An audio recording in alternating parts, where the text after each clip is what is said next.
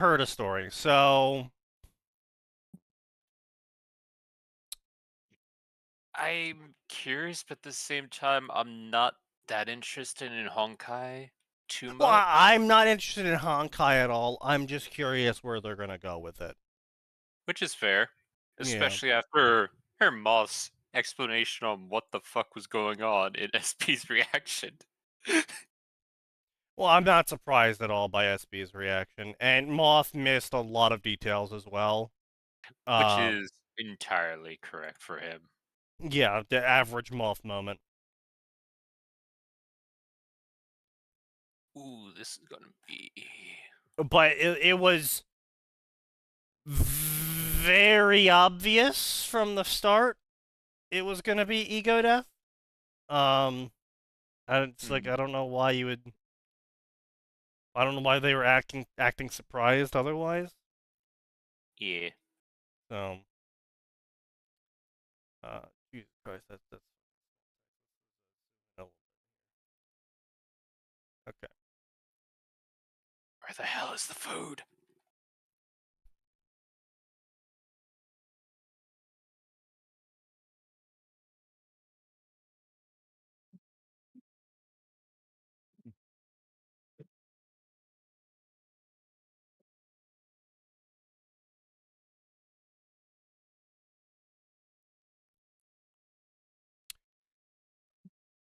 The sign, just tell me when you're ready.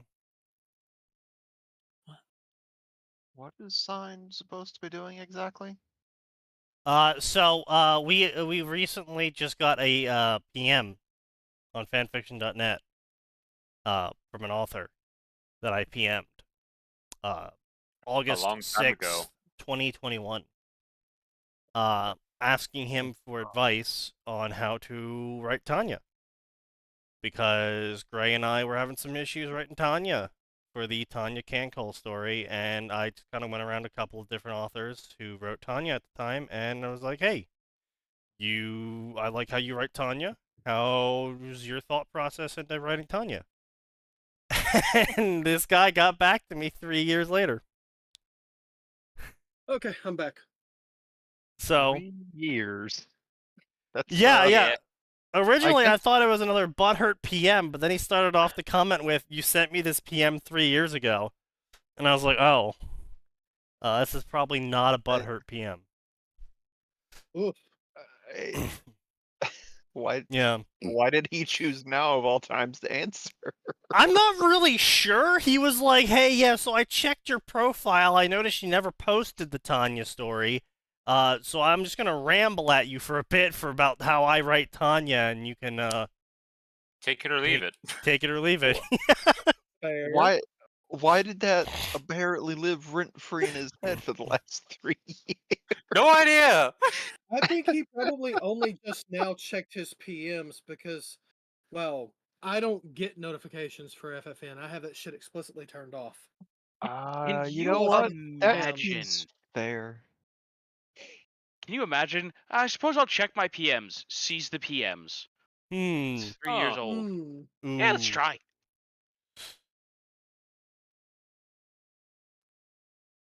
Anyway, so what he says in how he writes Tanya. So just to be clear, this is the guy who wrote Third Time's the Charm, the Tanya Konosuba crossover. I vaguely recall hearing about that. I never read it, but okay, go ahead. It was okay. It's one of the few Tanya Isn't it still crossover going? stories. Yes.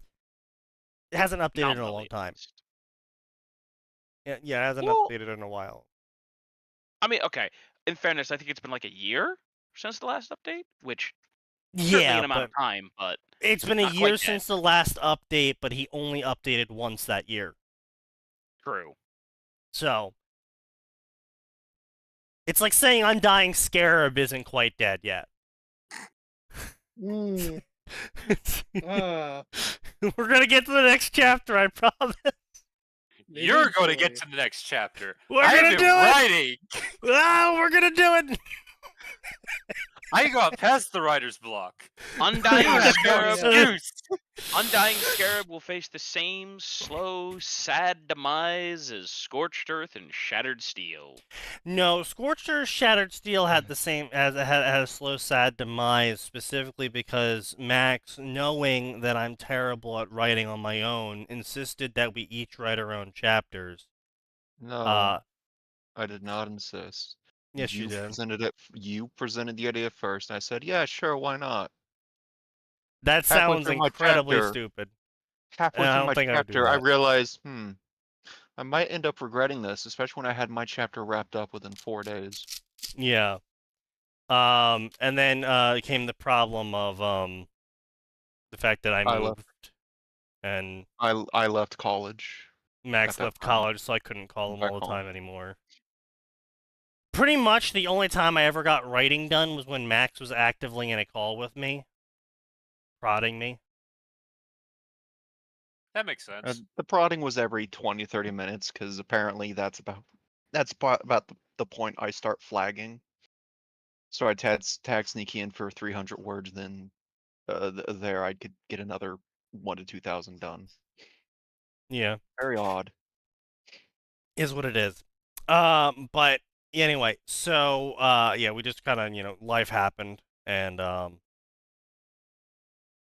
just never really I was also in a way different mental state at the time when I was writing Valkyrie. More unstable mental state. So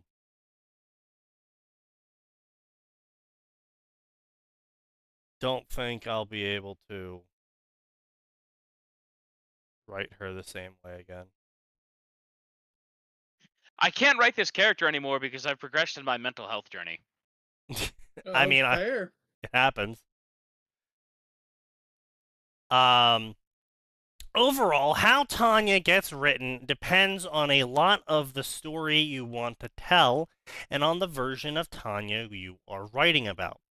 All of them are logical, of course, but there are differences I've noticed. While I have not read Yoko Senki light novel, the vibe I got from the stories that adapt that version of her is that she's a lot more cerebral, intense, methodical.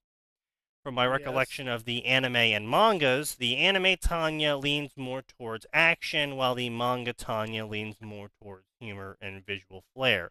All of them usually involve a degree of misunderstandings on her part and those around her. Now, what you want your story to be like doesn't necessarily limit which Tanya you adapt. Putting a more serious Tanya into a humorous, nonsensical situation could juxtapose itself as a funny. And the inverse, with a more chummy Tanya being put into a dreadful situation highlighting the bleakness, can also work. A lot of what makes the narrative of Yoko Senki fanfiction Tanya-like is the relative inflexibility of Tanya's character, and that she is her own second worst enemy. True. Yeah, more or less, yeah. Yeah, but they forgot to say that the best Tanya to write is the Girls One Panzer crossover manga Tanya. Of course, yes. That's a thing.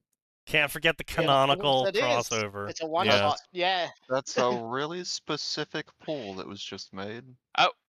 Yep. I mean, I guess you could also take. What was the one where they crossed over like the four most prominent isekai? Isekai Isekai Quartet. Yeah. The Isekai Quartet, that absolute fucking travesty of fan fiction that got officially published because. Oh fuck! Should have been a home run for comedy, and it wasn't. Yeah, that's because it was literally a fan fiction written by someone. I think it was related to the Konosuba author. Oh, It was. It was, and but they also mainly put a lot of effort onto the side characters rather than the actual main cast. Like, you know, for the instance, ones we got characterization of that fucking Frost Mantis guy from fucking Overlord that no one ever asked for some reason. Yeah. So yeah, that's why it was so bad, is because none of the actual writers from the actual series were writing it. It was a fan fiction that was canonized, and the only reason why it was canonized is because of nepotism. Yeah. Which isn't Well- always bad. I'm looking at Gun Gale Alternative there, and the author Not of just that. nepotism, but also free advert. Well, not necessarily free, but advertising, basically. I mean, it wasn't really advertising. I'm gonna be honest. No. It did not portray a single one of those series in a good light that would make anyone watch that go, I should watch those other series. Yeah. Mm, What was I don't the? know. I think the humor may have worked better with I the know it Japanese was- audience. No, I know it was ReZero, Overlord, and maybe. Tanya, but where was the fourth one? ReZero, Overlord, Tanya and Konosuba, yeah. and Konosuba. Yeah, Konosuba, Yeah. yeah. Yeah, and also for some reason the Konosuba cast got a lot more fucking screen time, which hey, is like you said, Yeah, nepotism. Almost like almost like that the was a guy reason for that. Yeah. Yeah, crazy. And also Anyway. Tanya is really not written well in that. No, because again, it No. was literally a fucking fanfiction. Yeah. But like yeah. Let's see here. So Tanya usually has very clear beliefs, relatively clear goals, and often inadvertently acts in opposition to her goals through a misinterpretation of the world and people in it. I wouldn't go far as to say it's a misinterpretation. I would more say it's a unfortunate expectation. She models what they expect, what she believes they expect her to be like, so she tries to fit that role, and in so doing completely misunderstands what's going on, Well, and it's they not. misunderstand her, and it's who's on What- first, who's on second. Yes, but no, because it's more like, was it George Carlin said it? Imagine the dumbest person you've met, and there's half the world stupider than them. Yes. Something like that. I remember that quote. Tanya Sure. hasn't reached that stage yet. Tanya's biggest conflict as a character, in my opinion, of course, is that she understands the system like the social contract and Yes. endeavors to fulfill the social contract to the T and expects that everyone else is also going to fulfill the social contract, but on top of that, doesn't view herself as fulfilling the social contract as being above expectation. She believes she is meeting expectation. But the problem is that a majority of people are fucking shitters and don't fulfill the social contract. And so when she does do what is expected, the bare fucking minimum, everyone around her is like, oh my god, she's competent and excellent. Promote her, she's great. Yeah. Which is counter to what Tanya wants.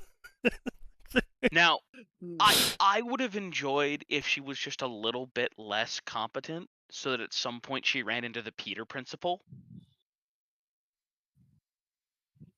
I mean, she clearly will, because again, the problem is that she has gotten as far as she has due to the fact that she has not been put into a position where she has to accurately expect certain qualities out of other people, right? So True. she can understand logistics. She can understand political motivations. She can understand history. She can understand how it'll repeat. She's able to understand macro scale things and accurately react and plan for them, because it's sort of like planning for a river. If you can see the creek bed, you kind of know where the water's going to flow. It doesn't matter what the individual droplets do. You know, sure, that one splashes over there and that one splashes over there, but generally, it's going to flow down the creek bed. And Sorry, go ahead. And so Tanya's never been put in a position yet in canon where she is going to have to predict what the stochastic people are going to do. So, I think you're wrong, and here's why. I think she is an example of the Peter principle in that she has failed to the level of her stupidity. The problem is she looks so much better than everybody else around her that, well, she's doing really well, but she's starting to get overwhelmed canonically. Yeah. Like she's nearing the limits of her capabilities, and only her being an absolute badass on top of having a literal divine artifact is keeping her afloat. No. Plus, a group of other badasses. No, I wouldn't. No, I have to disagree on that specifically because she is not at a level where she can determine where she's deployed. Because she's competent and is able to execute what is expected of her. What is expected of her is she's given a mission and she's supposed to do the mission, and she's able to do that every single time consistently. The problem 99 there, times out of 100, yeah. right? That's why the Peter principle is not applied to her yet. She's not in a position where she is failing due to not being able to do her job anymore because she doesn't understand her job anymore. All right, let me rephrase then. I believe she's about to run up to the Peter principle. Possibly. The Tanya's problem right now is that because she's competent, management's doing that really stupid thing where they send the competent employee to every fucking project under the sun and burn them out. Yeah. That's not the Peter principle. That's just retarded management. That is also a big issue, and that probably contributes to a lot of what I'm seeing there with her looking like she's starting to flounder. Yeah, she's starting to she's literally just starting to burn out. Like she's burning out. Yeah. She doesn't have time to decompress. She doesn't have time to just fucking calm down. It's been one fuck up after another from management, and if she doesn't want to hang, then she has to make sure the fuck ups get cleaned up. They basically made her job go from one fire to another and either put them out or start a new fucking fire, one or the other, depending on what we tell you. That is her job at this point. Yeah. And as so the Salamander Conf group. And I wouldn't say that the Peter principle would apply to her as in her current position, simply because it's not expected of her position to be literally shuffled around the entire war front. Like, she's been shuffled from the north to the east, to the west, to the south. Like, that is not expected of a normal combat group. A normal combat group. But the experimental fast response group that the Salamander Conf group is. No, but even a conf group is meant to be rapidly deployed in a front, maybe two fronts, not every front, not to get ping-ponged through literally every war zone. Yeah. But that is what they did, and they told her ahead of time, hey, look, this is how we're going to use you. Right, but that's what the thing, though, is but that's what I'm saying, though. That's why the Peter principle doesn't apply here, because the Peter principle is specifically talking about the expectations of the job. This isn't expectations of the job. This is mismanagement. Yeah. Not to mention, military is a little bit different, simply because... Yeah. Right, they say, we're going to do this with your unit. Well, it's not like she can go, no, you're not, right? Like, yeah. Or that's a stupid idea. Well, no, okay. The relationship she has with the senior staff, she probably actually does. Now she doesn't. Well, see, because the problem is she has said blank is a stupid idea. She has done this canonically before, and the problem is the senior staff said, "No, you're just a commander. You don't know what you're talking about. We're the generals. You're going here. You're doing this." And then, wait, she was proven right. And then all of a sudden it's, well, we can't tell her that. We don't want to look bad. That'd be egg on our face. That is the Peter principle. That is actually the Peter principle. Yeah. Her management is encountering the Peter principle, not her. Yes. The problem is they've got that one ace unit they keep trying to send fucking everywhere. But so anyway, point being though is that the problem for Tanya, in that she's her own worst enemy, is that she has not yet acknowledged that meeting expectation is actually above what I would say about 60% of people are even capable of. So when you do meet expectation, you're actually excelling. Exceeding expectations in reality. Which is her Japanese worker mindset, not realizing this sort of shit. Yeah. Yeah, so goes back to the Japanese workforce. Well, I mean, it's not just Japanese. It's also a mix of her Americans psychopathy, sociopathy, whatever you want to call it, where sociopathy.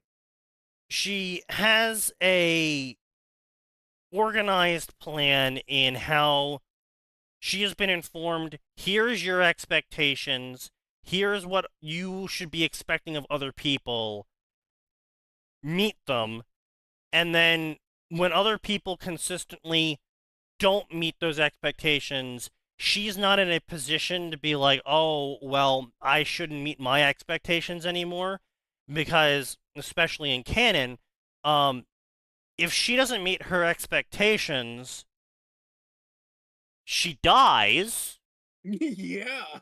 gets court-martialed and then dies, or her country loses, she gets court-martialed, blame is placed upon her for all of management's decisions, and then she dies. So, she doesn't really have the option of not... She made. Yes, but... She was told to win at any cost, so she said, okay, I have this checklist here. Let's go down it. Yes, Tanya... There is plenty of things you can hold Tanya responsible for by making up... after you win, you can turn them into crimes, certainly.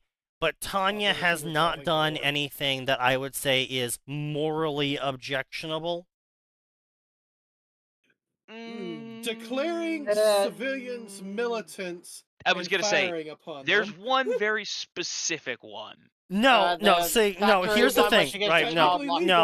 And I'm completely on Tanya's side here. She told them what she was going to do. If you do not leave this building, I will fire on you.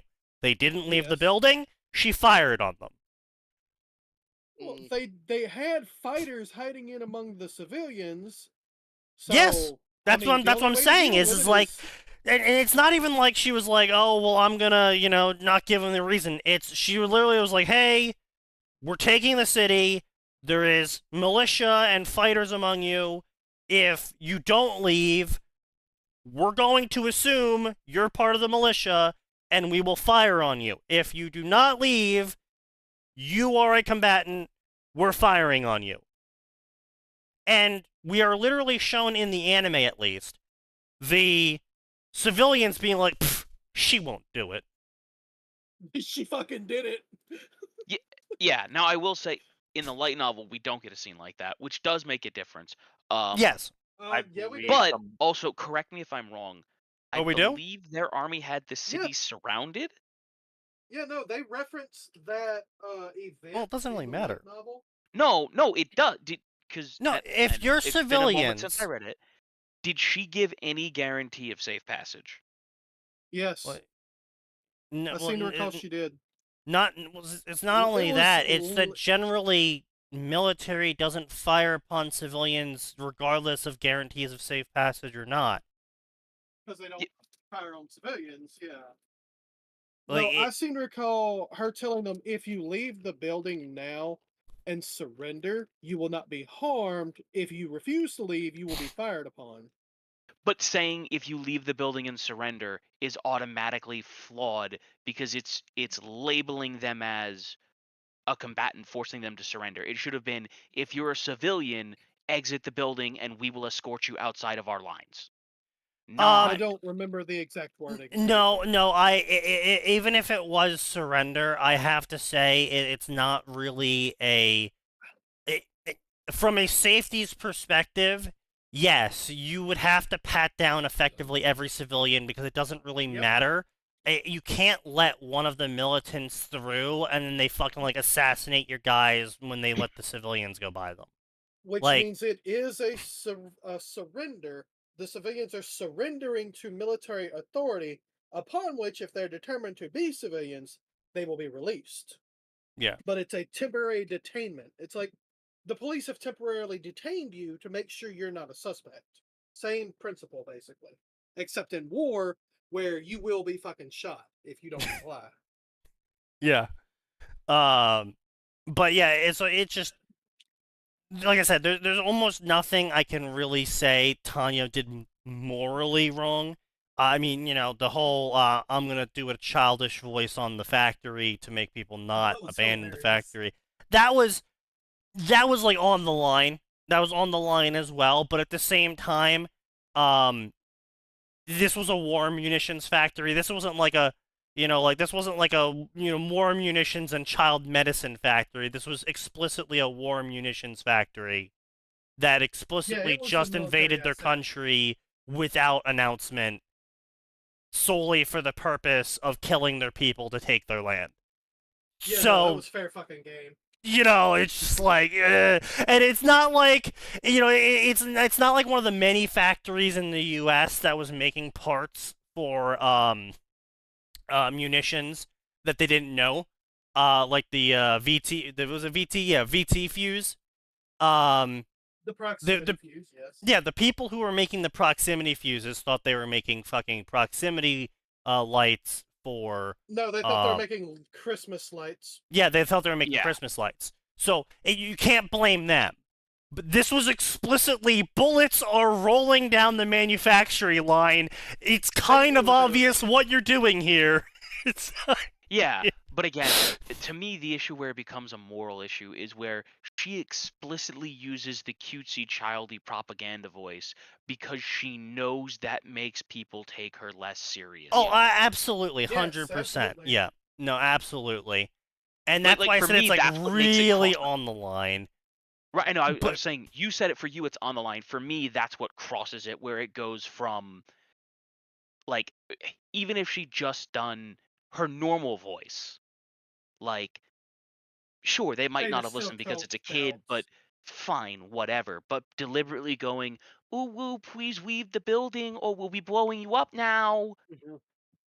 Yeah. Along with her platoon, giggling and laughing, as well as looking forward to the fact they get to kill everyone. Yeah. No one was going to listen. No. To be fair, that is not, strictly speaking, on Tanya. Now, she should have reprimanded her.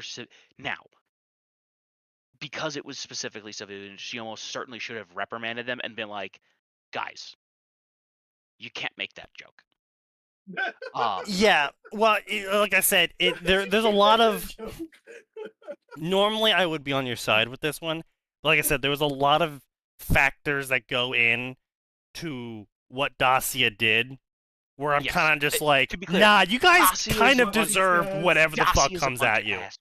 Well, here's the thing, right? Like, when they absolutely blasted the shit out of the Dacian army, I don't care about that. Oh, that was they were idiots who launched an attack. It failed. They deserved what they got. Right. No, and like I said, it's like you're working at a war munitions factory. You are clearly a military target. You're laughing about how your country is invading Germany while they're busy with a war in the north. I don't really feel all that much sympathy when you get blown up by what is effectively a German bomber flying over your factory and exploding you. Yeah. Yeah, don't be surprised. Technically speaking, she wouldn't have even had to announce a warning, but she did because the rules say she had to. But technically speaking, as that was a military factory explicitly producing military assets for a country that just attacked them unprovoked. For me, the thing is, time period working in that sort of time period working in factories, I'm judging her because she used the QT voice, so no one would have gotten any children working with those factories out.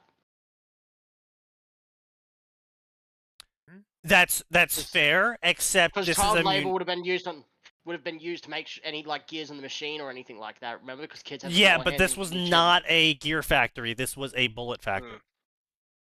They didn't have children working there. Yeah, this was I would say explicitly a They munitions didn't show factory. children working there. Now, in fairness, pretty much all factories like that, regardless of what the factory was producing, most of them did employ small children in functionally an MRO role, right? Yeah, I mean, repair and yeah, operation there might role, have been kids in because- there, and that would kind of because- make it bad. And if she Because used her small real voice, children's people probably small would no hands are adult. great Yeah. If get she it- used are her great real at getting voice, the no fa- adult the would have left. stuff. But They're using Yeah. the great at QT getting voice, all the little bits and pieces out of the machine. Oh, But they lose using a the hand? Q- Oh, just regrow it. yeah, but No, using the it's oops, QT get out. voice, it's like no one would have even gotten the children out. They wouldn't have taken it seriously. Right, yeah, but what I'm saying though is she technically didn't even need to announce it. Yeah, I know. Because of the situation. She was just announcing it specifically because it was like in the fucking handbooks that she read. It was like, you gotta announce it. She's like, fuck it. Okay, fine. Because I remember one of her lieutenants was going, so let's line up, and she was like, no, Lieutenant Weiss, we need to follow the handbook. We've got rules to follow based on this warfare. Yeah. And then Even she though- did the QT voice. Even though literally everyone knew they could have just blown the factory up without saying anything and caused the same amount of casualties.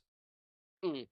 Tanya's a stickler for You mean she rules, had- and the rules said that she has to announce it. So she was It's like, also good- well, It's also She good has propaganda. 30 Hey, witnesses.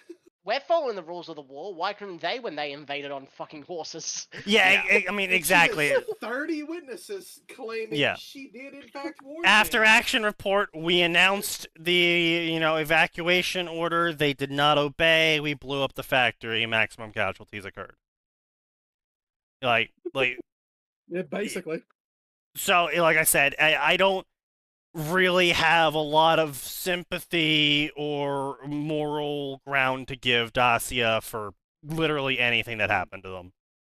Interesting part of the report. However, this report also says you were laughing while you were dropping bombs. It- Mind explaining that part? It's It was like funny. it's like if I can't even use El Salvador anymore because they have actually cleaned up their shit. It's like if Guatemala just like attacked a Texan oil rig, and it's just like, well, what happens next is gonna be funny as hell. Yeah. Oh, yes. Yeah. It's gonna go really See- bad for one specific You group. see, I wasn't laughing at the bombs. I was laughing at the fact that Vicious stole all the potatoes. Yeah, true. Yes. Okay, Yeah. so Gray actually posted the Imperial Army announcement. This is the Imperial Army to the soldiers of the Republic hiding inside of Arn. Release all civilians at once. Your act of massacres will not be tolerated. We demand the release of all citizens by Clause 13 of the War on the Land. Okay, so yeah, she's straight up saying, hey, you soldiers here in the city, release your hostages. Anyone that doesn't leave, we're just going to consider an enemy. No, that's the town. That's not Dacia. That's not the factory. No, That's right. Yes, no, that's I know. Orion. That's We started Yeah, no, with I- Martin. I was never Yeah. against Aaron. That was all like she was all correct on that one. I was only talking about the factory. no, that's itself. what I'm saying. Yeah. No, she was all correct on Aaron.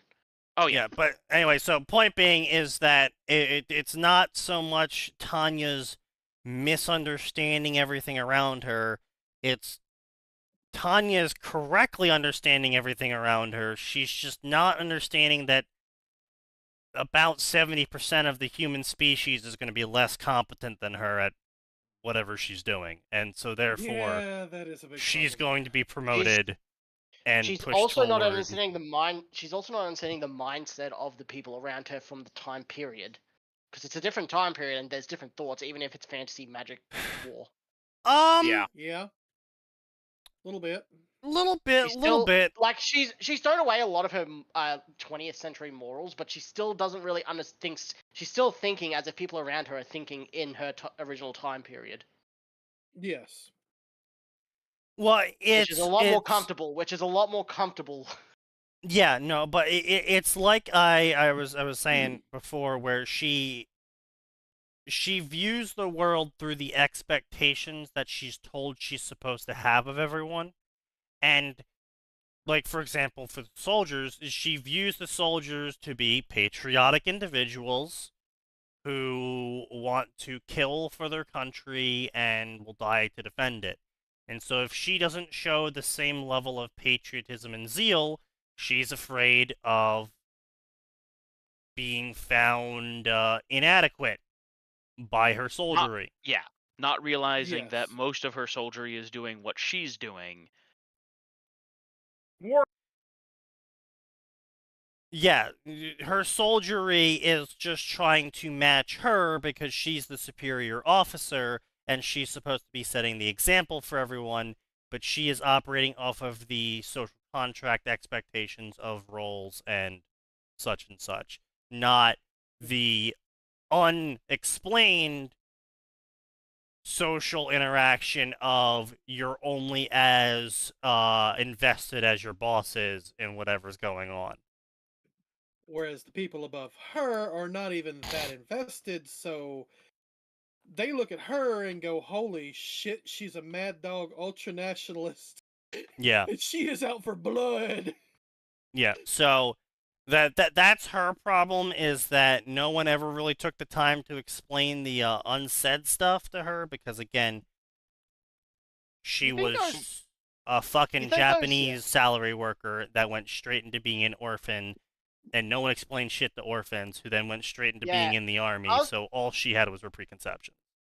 I was Yeah. gonna say, do you think those orphanage nuns got interrogated for being zealots for Germany or the fatherland or whatever over Jesus and God? Post Tanya. Yes, they Maybe. literally did come by and ask them. There's an entire segment in the light novel where it's cast in the future, and this interludes pops up in a few times in every light novel, where they're coming by and they're interviewing everyone who's had anything to do with Tanya, and they do mention interviewing the orphanage, and the orphanage ladies are like, everything seemed normal. She was a very quiet, respectful child, but everything seemed normal, and then She one seemed day, normal, and for then no she reason at killed all, hundreds of thousands of people. That Yes, to me, exactly. the most interesting part is that fucking most of the time it's Shugel giving the interviews because he makes it, and I'm like, Yes. I was like, really, this fucking asshole? This asshole was Yes. the one that managed to live. This asshole. Yes. This asshole, yes. So anyway, Yes. The United States and the communists need to take him. He's smart, of course. Of course he's They smart. need him to make them V2 rockets. and so Yes. amusingly enough, I don't know if Sign intended this or not, but Tanya managed to sidestep the Peter principle of being promoted into a position where you do need to watch out for stochastic events, because she just had a bunch of people below her that did understand the system that she delegated all of that to. Yes. So I don't know if Sign intentionally did that or not. It was not intentional. Well, you're welcome to the club, Sign, of shit you've accidentally sidestepped that you didn't realize was a problem until way after you posted it. Then it's like, wait, oh, that neatly sidesteps that problem. Hey, Gray and I are in that club. We've been I don't want to there be a for part a of while. this club anymore. Now Sign's in here. That's just rude, Gray. Come on. I'm not wrong. There's been countless times ever since we published both of the Tanya and the Undying Scarab stories where I'll just like be in Gray's DMs, be like, Gray, it happened again. Here's this new bit of lore that just supported whatever bullshit we pulled out of our ass. And the response every single time is, why? There's reasons. We got shit right during BFA. Hey, which was like 5 years ago. Oh. 5 years right. ago? 7. God damn it! Curse of ages. Yeah, that's right. We're on that expansion. Yeah. But yeah, 7 years. We're still getting lore shit that is correct. That we Yeah. called 7 years ago. I think we all know that's because the devs over at WoW are scraping the bottom of the bucket, Yeah, so they're digging into the fanfiction barrel. What's the most popular fanfiction? Just take all the notes from them. Well, the worst part of it is Ruby did it. the worst part of it is we're doing this in written stuff. It's not even posted, and somehow they are getting the same exact thing as us. So either they have Rank people at our walls, 300. Damn. or we just came to the same conclusion. I mean, it's easily. I think a lot of that is parallel development. Yeah, easily parallel development, but You both went, well, this is the next most logical progression, so that's how I'll do it. And then they went, well, I guess we'll do this because it seems logical. But yeah, so anyway, let's see here. She wants an easy corporate life, but a man she fires becomes unstable and kills her. She has a plan, and something seemingly illogical, a superior being acts another war, etc., wrecks it. She wants a position in the Is rear. supposed to be just blank? Yeah, it's just the curtain because we're just reading a PM. Oh. Yeah. Just making sure. She wants a position in the rear, but her drive to act as the best soldier sees her. Well, no, she's not trying to act as the best soldier. She's trying to act as the idea of the soldier. She's trying to blend in. Which, unfortunately, as we talked about previously, makes her the best soldier. Sees her given harder and more dangerous battles. She is rewarded for her dedication to the identity she's constructed with the things that would have appealed to the identity, but does not appeal to her own desires. Exactly. Yeah, 100%. Yes, Yeah, I yes. absolutely agree with that. Yeah. With all that said, I don't always follow the above rules, sometimes purposefully, sometimes accidentally. I think as long as she remains in character to a degree, ironclad in her beliefs, logical to a fault, dismissive of rules, but aware that she has to follow them, and willing to do almost anything for her own sake when you get right down to it, yep. And you keep the above in mind, the story will be decent at the very least. As always, conventions exist to be twisted and poked at, and so you have to break some rules to make a story work, or breaking rules is part of the story, don't be scared. Again, I apologize for not responding to you, even though you made the effort to reach out to me. If you feel the need to reach out again, I do not plan to take quite so long next time. Yeah. I would hope say so. that. Don't worry, the next one will be within 2 years. Well, yeah, sure. Ah, yes. Only 2 years? I suppose it works. If it works, it works.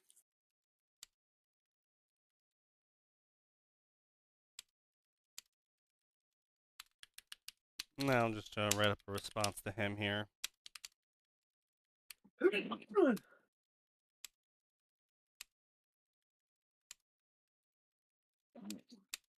I mean, overall, he's not wrong. He's just got a few points he's not quite correct on. Oh, Jesus. You all right there, Sign? No. Good. Weather changing. It went from freezing to now it's 80 degrees, and the next week it's going to be freezing again.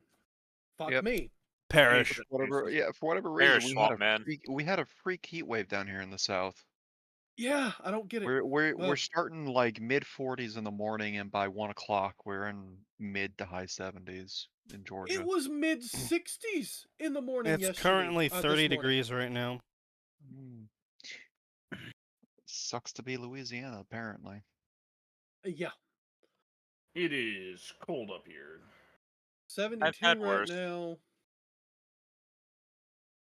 It's always been terrible to be Louisiana. I also got a fucking weather advisory warning, by the way, so that's fun. That's a Let's fun see. message. Wednesday is going to be 30 degrees. Thursday is going to be sleeting at 40 degrees. 40 degrees, 30 degrees and snowing. 40 degrees and raining. 40 degrees, 40 degrees and snowing, 30 degrees, 30 degrees and snowing. Yeah, you know, just average February things, I guess. Our Yeah, February unfortunately, can't we don't decide even if get it's the summer 40 or winter. degrees. We get fucking 20 degrees sleet. Well, you gotta keep in mind, I'm also on the coastline, so. Yeah, I suppose that's true. Yeah. We actually ended up publishing the story and put it on Space Battles under And Hell Came With Her.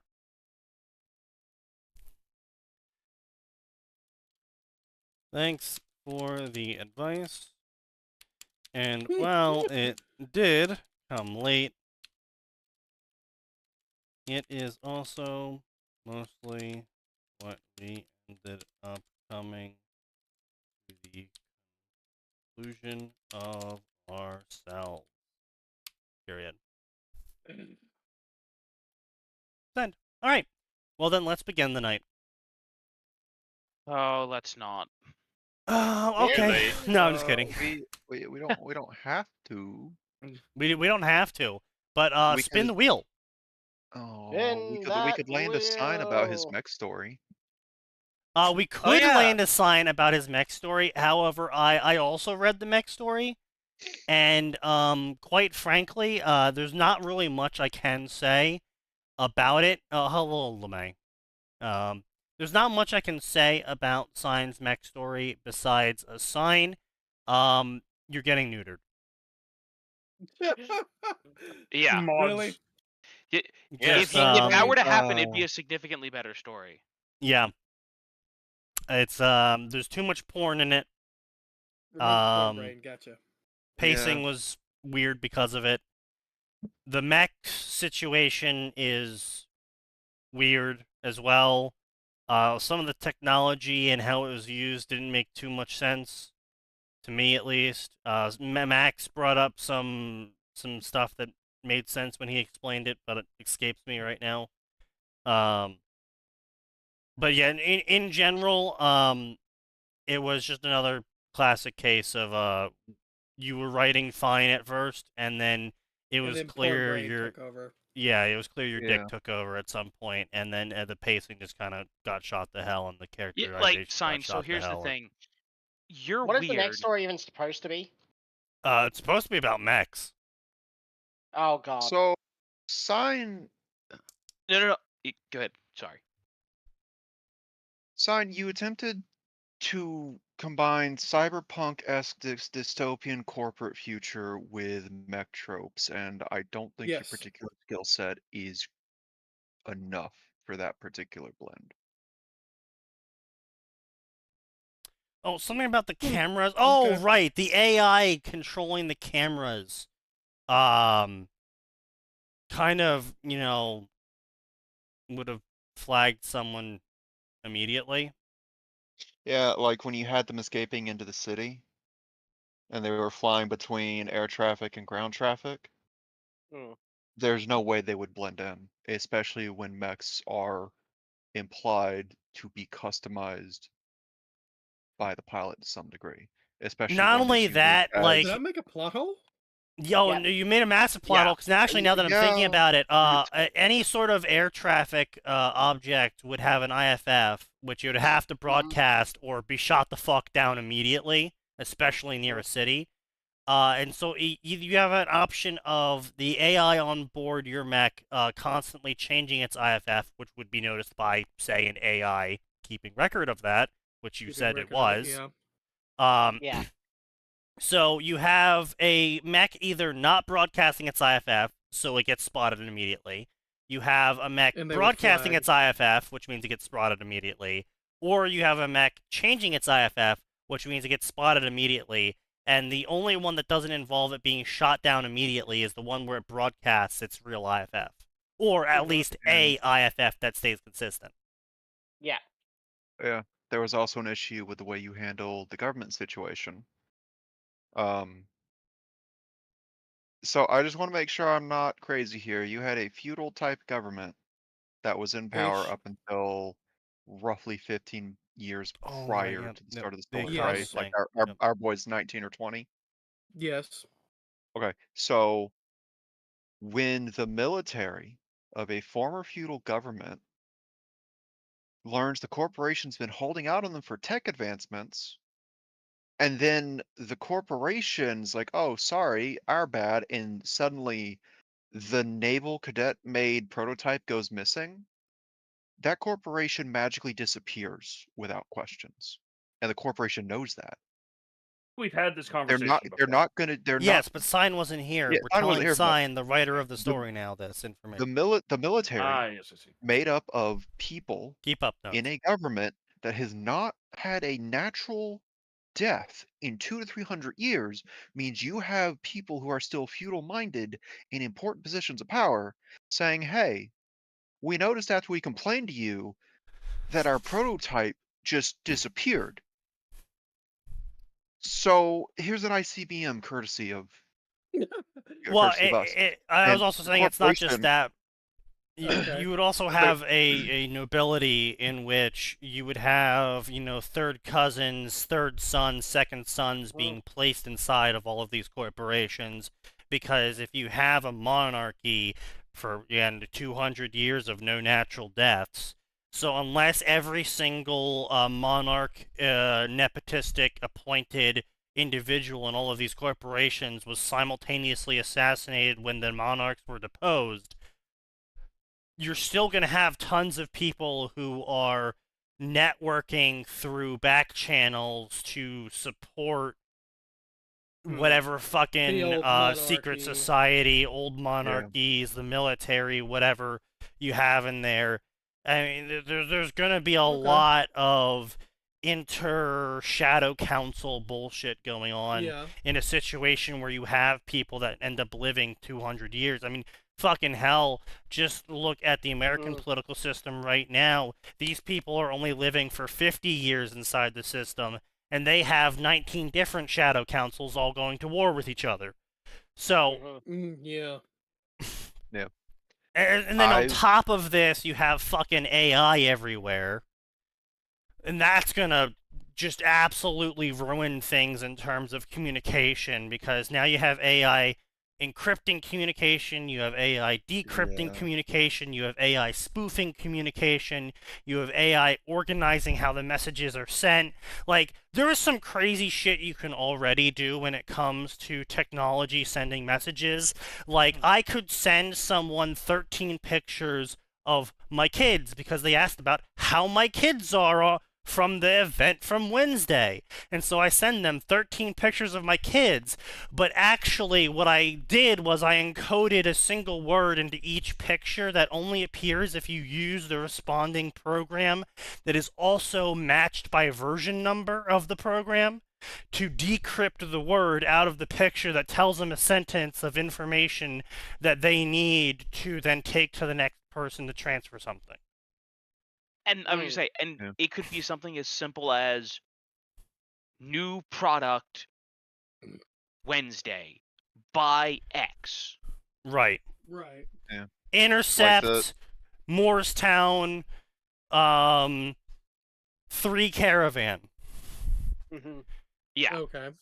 Yeah, So steganography, we already have that. Yeah, that's what I'm saying. It's just going to be made worse. The other options there would have been like, okay, one, the PDF laser Killionaire brought up.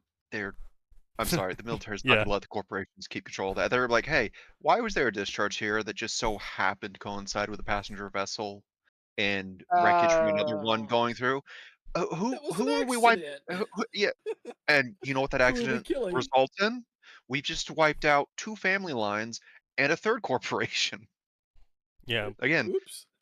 But the corporation would have been, all right, this brother and sister pair, they're dead. Yes. We're going to approach these kids under the guise of friendly competition, have some espionage. The suit doesn't perform as well as they thought. Boom. Done. Or, hey, kids, you want to come work for us when you come out, or come up with a new joint project that'll placate the military for the next up with us, we'll model pay they you do? God money.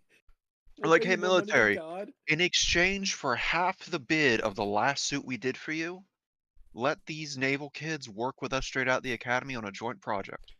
Or even shit like, hey, the suit they created was really good. This is really shocking that they managed to create such a good suit, but unfortunately, there are some methods they use that aren't scalable. If you sell the suit and the blueprints to us, we will reconfigure it to a scalable design for mass production. Yeah. In this case, the corporates should still know you want to keep the military happy and also get their hands on that suit design to make it scalable now. Yeah, like, even if it was a Okay. case of like there was a small subsection of the corporation that was either leaking the documents or was hiding the documents from the rest of the corporation because they were like the anti-military faction, or there's plenty of ways you can spin how the corporation could still have these mystical better blueprints than anything they're selling to the military and have hidden them from the military this whole time. But it can't be that the whole corporation knows, because that wouldn't work. No. The next point of contention: either have the naval cadets not put tits on the robot design, or have someone point out. Impossible fucking challenge. Have someone point out why would the military cadets do something like that when it objectively gives us less surface area to stick weapons on? Yeah, true. Either get rid of that bit. Chest area. BattleTech. Your Gundam? character did. Your One character Piece, had to you put the like rifle. Joking. Yeah, but like either get I rid mean- of that or have someone acknowledge it and just have them be like, we got If bored. you really It's the want to design keep aesthetic. the tits in a true, like, sophomoric teenager, haha, this is funny, we put tits on a robot idea, the tits are fucking missiles. Yeah, I was gonna say, go Austin Powers, right? Machine gun jubblies. Machine gun javelins. Okay. Like, Honestly, right, you could even save that for like a later chapter where she finally gets her own AI hooked up, and it's like, what do you mean there's hidden missiles in there? No, Well, no. we thought that you might need a would be- missile guided Missile guided that's- weapons. Why are they in the tits? Well, I thought that'd be really fun. Missile-guided weapons. Now, that is Missile-guided certainly... weapons, okay. That's something, Nose, let Yeah, me tell you. That is a that's, missile-guided weapon. I don't fucking know. So you shoot a missile at it first, and that guides the rest of the weapons. The missile knows where it is at all times. The missile knows where it is. Gray, the Listen, I'm tired. Leave me alone. missiles. Listen, son, you've much got to be older writing less than horny Superhero, and I'm write it more sorry. like Gurren Lagann. I know. Make it do for cool for the sake of cool. Who cares what the Oh, weapons look yeah, like? no, Aura, that was exactly the show I was talking about. Yeah, no, 100%. Oh, the GIF Aura posted. What is that from? That's Symphogear? Symphogear season 5. Yeah, I was gonna Symphogear. say, Oh, yeah. that's the final season. Yeah. Meanwhile, Yeah, I've I'm never on seen posters it. an Ariana Grande music It video. was a season. It is definitely a season of all time. That was A a season of moment all that time. someone was very proud that they animated. Yes, they were. Why wouldn't Fair. they be? But, Exceptionally proud of their animation. Yeah. But yeah, Um, no, I think that's like all the major complaints about your mech story, really. Like, Okay. I I mean, would the suggest, biggest complaint was too much porn. yeah. I would say that is one thing that Max brought up that I wanted to cover more in depth. I am not reading the BattleTech books because I want horny. In fact, I get distinctly annoyed when they put horny in my BattleTech books. I'm not here for horny. I'm here for giant robot to go pew pew. Okay. Generally, That's what most people. Yeah. when people pick up big robots or just mech in general, they want the big cool robots, maybe some political intrigue, maybe some wars, bad, just dialogue. I mean, Or generally battles, Metal not the- Gear Solid Boys' hair. inspired. They don't show up for porn, and if they're showing up for porn, they're probably looking at very specific anime or visual novels, which means they want a visual format. Yeah. They want pretty pictures to go with it. If you want a pretty decent example of how an intergalactic empire deals with corporations, specifically when there's a landed nobility, have you read Legend of the Galactic Heroes? No, I've heard of it. Okay, that has it does in fact have an intergalactic empire that has a set of corporations and businesses run by landed nobility, and it deals with it quite well. So I would actually recommend going through that and looking at some of Reinhard von Lohengram's. Actually, you know what? Killionaire also brings up another good point. Is if you have $5 you want to spend, go buy Anthem and just test out all the mechs. I already bought Anthem. I played it. It was Okay. oh god. I'm not obviously to. I'm not saying play it for the gameplay. I'm saying play it for the Lancer For the mechs. inspirations for your mechs. Yeah. Yeah. Because say what you will, they did have a generally good idea in Yes. the fact that because the mechs are smaller, they're going to work in squads, or if the mech is specialized for it, it's going to work solo. And that these mechs will fulfill various roles, such as one that's heavier armored, being at the front, eating bullets. Because again, you know, these aren't mechs. I don't. They didn't have plasma shields. I don't remember you saying they had like plasma energy shields, did they? Not the default mechs. They will get those eventually. Okay, yeah, right. So generally speaking, then, if that's not a default thing, it would be less forgiving in a generalist role because they have. It's sort of like the tank situation of you don't make a generalist tank, you make a tank that's good at fighting other tanks. And then tank, Yeah. yes. Yeah. There is, I mean, obviously these days we have generalist tanks, but that's just because the tanks are just so fucking good now that they can be. That and all of our tanks use anti-tank ammunition, so Well, tanks I mean, you know, anti-tank ammunition from a certain definition of, from a certain definition. yeah. What was that ding I Uh, just heard? What? I have That was no somebody's fucking phone. idea. I would say the other my thing you phone. should look at if you want to look Nice. at Sorry? stuff like mechs and how they work together. I can't stress reading some more BattleTech enough. Right, BattleTech is yeah. very specific in what your theoretical average mercenary lance should be composed of, and that is like 2 medium or heavy mechs, possibly 3 with a minimum of 1 light mech, because you need something in there to scout. When you get into into a proper army formation, that's a little bit different because then you have a dedicated set of scouts, a dedicated set of Right, melee. but the thing is that he has 2 classifications. He has the more BattleTech-y Gundam-y mechs, and then he also has the Lancers, which is effectively power armor mechs. Right, well, that's the other thing I was going to Yes. get to, which is, Yeah. and then if you're looking for power armor mechs, they do have, right? BattleTech has that. They have, I think they call it battle armor or some shit. Yeah, battle armor. Yeah, I think It's so. it's its own thing. No, it's not. Battle armor works super well. No, I said it's its own thing compared to battle. Yeah. Sorry. The thing that you're thinking of that was dumb I should have clarified. was protomechs. Oh, yeah. We don't talk about protomechs. And Actually, we don't talk about you them for know good reason. what? BattleTech is actually a really good topic for Sign to study more because they explicitly have multiple stories about up and plucky mercenary / random person finding a BattleTech mech from the fuck you era of super technology and then the adventure that ends up occurring around it. Or even But starting from, even if you don't want to do that, starting from what is essentially scratch as a skilled pilot, building up from nothing. And if you want something that goes that route, I cannot recommend the Grey Death Legion books enough.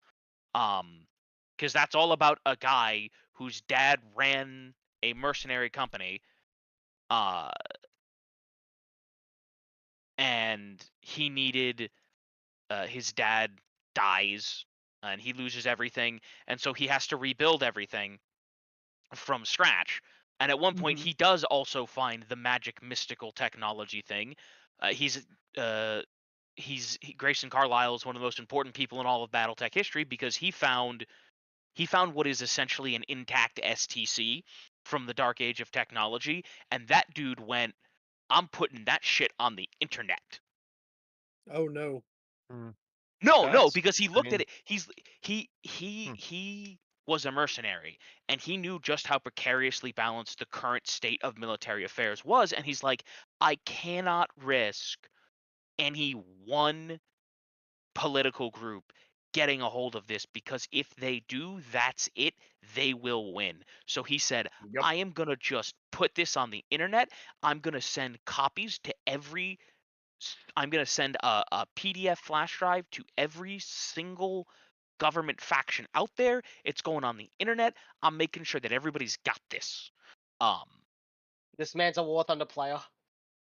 Oh yeah, the Kinda. HBS BattleTech game. Yeah, I mean that was actually a pretty good game. I also really like the story for that because you did get think the there's- whole moment.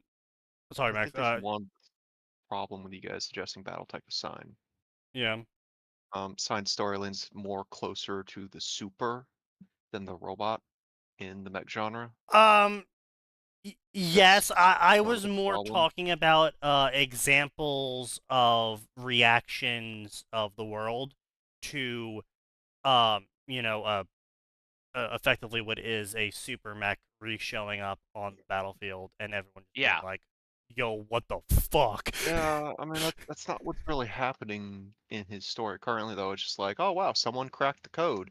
Anyways, Yeah, it's just I does don't know. BattleTech deal with You know what? if you had any of the more grounded robot stuff that looked at corporations versus military conflicts, absolutely recommend those to him, because I don't know how much BattleTech digs into that. The only thing I've looked at BattleTech is a single novel in which a man said, I'm going to rewrite everything from the ground up and we're restarting as Arthurian inspired knights.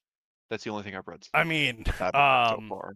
that's a decent majority, I would say, of corporations versus political factions.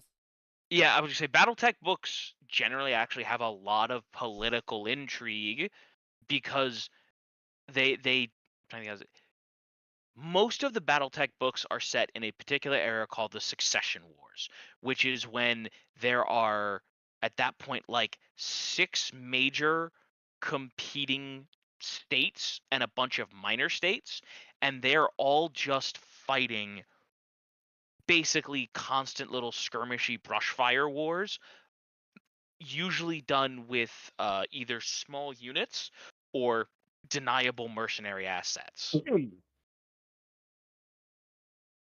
And it also has good moments of, hey, we're gonna pay you to show up here and fight these guys, and then you show up and the guys are like, hey, we'll pay you double to betray them. The fuck off. Yeah. And then, of course, there are some groups that go, yeah, sure, and some groups that go, nah, that's not how we roll. Yeah. And there's also stuff where, like, wow, this particular group really did us a favor. How would you like to become part of our military? And we will make you landed gentry. Yeah. So I mean, there's a lot of angles that BattleTech approaches. It doesn't quite get into the Gundam tier, but it's sort of it's got that flavoring of a Star Sector to it, where in the start you're fighting pirates with your salvage ships, and the pirates have salvage slapped together garbage, and then someday you come across a pristine fucking ship with some delicious armaments on it, and then you realize that you're tearing through everyone else's scrap ships now with it, and you're like, oh, is this what it's like to actually have a gun that works? Oh. Yeah. That's rough. And you're just like, holy shit, how have I not had this for so goddamn long? And then they shoot at you, and you're like, oh, my shields didn't even blip. Oh. Oh, Yeah, my armor's uh, fine. Child. It does make me want to look at more battle tech, but still, I'm just being nitpicky, I guess. Yeah, another thing, Sign, why the Yep. fuck did you make the claim that swords and giant robots are better than spears in Who the a f- universe where your hello? mechs knows? I need you to hold on for a second. And you should In a shut the fuck up. universe where your mechs have a 1-to-1 reaction with the human pilots. You know, I was pretty sure I went with the spear route, with the No, specifically Lance route. No, you said For the dealing with- sword was better for some reason. I don't know why. Which, don't get me wrong, Wait, swords I are meant cool. the energy sword specifically. Nah, I don't, Lance I is don't still know. better, I'd say. I don't think you said Lance energy sword. is You still just better. said sword. And the Also, lance if energy sword, why not energy lance? Check On the Yeah. game, energy please. Lance, yes. True. Like, don't get me wrong. I like a good energy sword as much as the next. Oh mech yeah, fan. I was gonna say They're if you iconic as fuck. if you want to say energy sword because cool, we're all behind it. It's just spear beats sword. Yes, Spear spear beats beats sword. I don't know. You ever played Yeah. Fire Emblem? I'd have to reread. I don't know what you're talking about. I don't remember. So I would actually have to reread that. I think it was chapter 3 or 4, I think, where you made the claim, and I just Yeah. had to stop. Like, I had to reread it to make sure that what you read, what you wrote, is what I read. I'm like, nah, because that's you don't make that claim in a series like this. You just because this is just a weapon because that's what you want it to be, not. the go-to Lancer strategy for dealing with ships or oversized mechs is fly at it really fucking fast while holding a lance, then shove the lance into the cockpit and let go. Oh, I Is mean, what you they're made can. to I do. mean, if you want to make it better, you can just do the classic. Fucking what did the Japanese call them? The punji sticks that they used, where they attached a bomb to the stick, Yeah, and they would no, put shove an it. explosive charge on that shit, man. I think you should, unironically, I think you should look up some scenes from Iron-Blooded Orphans, one of the Gundam shows. Oh yeah, Yeah. Because That one's a it good I've does, seen it some of does, those. Yeah. it deals with private military companies, a little bit of corporation fuckery, not enough to be inspirational, but enough like, oh yeah, military people could be real shitheads sometimes in these stories. And because it's some of the most brutal fights Gundam has ever had, because it's all physical projectiles and big, massive swords and sticks and Uh, maces. One of the attacks that is iconic and is in a video game is Barbados ramming into a mech with a lance that has an explosive built into it that fires a pile driver head into the enemy and away from them, and then it A explodes again. Powbuster, yeah. Oh. I want to be clear. My favorite part about that move, universal combo ender. Also, Combo 200 health breaker. just for all. It Now, doesn't. and I will say, because you set it up that everyone lives a really long time, you have given yourself the wiggle room there, where you can actively say and have characters not quite hold the idiot ball on certain things, but definitely be portrayed as set in They're their old and set in ways. their ways. They don't. Yeah, this one general doesn't trust or use AI because he was a general before there was AI deployed, and he doesn't think the AI can do the job, even though it obviously can. Yeah. He's just like this stick in the mud, and he gets taken advantage of by the main character because of it. Or he lived through an incident where the first AI went Right. rogue, and they had a small war on a planet like that. But that was the Calamity War in IBO was. We made AI awesome. So the AI went rogue, Not and awesome. they're self-replicating. Oh no. And then of course it became. Also, we may have what put the them in fuck our you big mean? asbestos mobile suits, which are I called mean, mobile Oh runners. no. and all other things Yeah. like sure, the AI might be controlling the cameras, but maybe there has to be someone not jacked in reviewing every single flag as a secondary security measure to make sure the AI isn't just like flagging Bullshitting. shit for no reason. Yeah. Or getting tampered Yeah. with, or Yeah. Personally, I don't like the whole indefinite life thing. I would say get rid of that and just make it like people's lives were extended to twice the average. So instead of broken at 80, now the average life expectancy is 160, 170. That's just a me thing though, because honestly, if you want people to live a long time, I don't I like it. would just suggest steal from 40K. Just steal the Junvat treatments from 40K, where there are A, different qualities of it, and B, it's handed out. It's both purchasable and handed out as a reward. But like Mhm. the oldest people can live with it is like 500. And here's the thing: you can scale that to however long you truly want people to live, right? But so like, uh, super talented military generals are getting the top shelf stuff, the same kind of stuff that super ultra rich elite nobles are getting. But like, hey, you know what? This dude's been a veteran sergeant for, I don't know. No, I think maybe nix that idea because that's gonna clash real heavily with the corporations taking over and trying to be their own shadow government, and that adds a layer of complexity that maybe doesn't need to be dealt with right That's now. fair. Yeah, no, I mean, if you just, I mean, generally speaking, I don't think his story really needs to focus on touch why people are living for a really long time. Just generally, they are either some medical treatment came Yeah. out, or generally, it's a fucking genetic treatment, Genetic medical engineering. treatment, Yeah, whatever it just causes it. Yeah. needs to be at the back of his mind for when he has certain situations happen. Like, okay, Right. this Right. isn't just your average corpo or military officer doing this. This is someone who has potentially been alive for 200 years. Yeah. Or this isn't your average Lancer pilot you're up against. This guy is a veteran of 4 wars and he's over 300 years old. This You is should this probably is run. yeah. I'm gonna be Yeah. honest. In a world where natural causes don't no longer kill humans, and Lancer pilots seem to die early compared to others, I'd be terrified. It's like, oh wait, who are you? Oh, I'm so and so. Hang on, aren't you the immortal Yeah. warrior? No, I'm done. I'm out. Some I give up. fucking Lancer pilot shows up with a bunch of names physically scratched into the shell of his fucking Yeah. mech, and it's like those names are. Wait, those are all battles.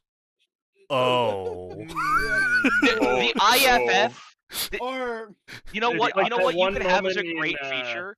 You could have a great feature in war where the elite pilots, in order not to waste their time, they're broadcasting an IFF with their record, essentially. Like, I was at yes. XYZ and I beat the shit out of ABC, Yeah, so that that It's like, the trash oh. pilots don't waste their time.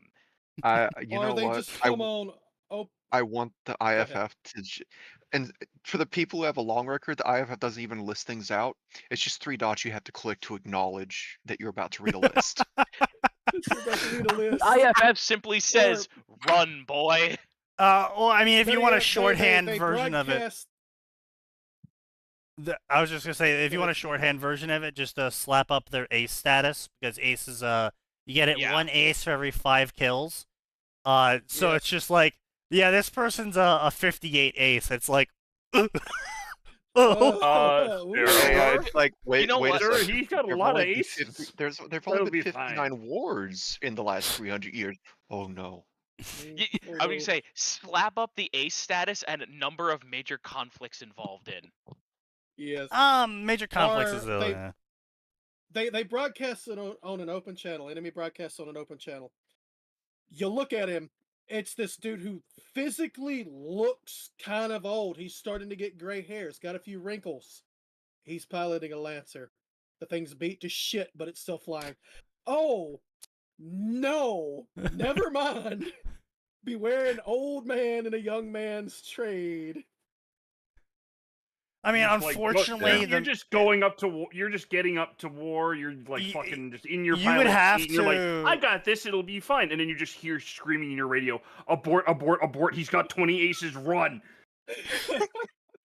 I mean, unfortunately, you would have to make that sort of person, like, if you want to go with the old armor style, you would have to make them a mercenary at that point, because the military does try to keep their shit relatively new and kept. Emphasis on try. I mean, Yeah. honestly, I think if you keep this going as a small series, I would say ignore that for exactly one pilot. Yeah. And they're like, why don't you force him to upgrade? Because it's what he insists on, and we cannot let him go as an asset. You don't understand. Just like, we bro's cannot let him. Bro's we a can't let him go. 300 ace. We literally, at this point, we just don't even bother telling him how to pilot his thing. He's a 300 ace and that piece of crap.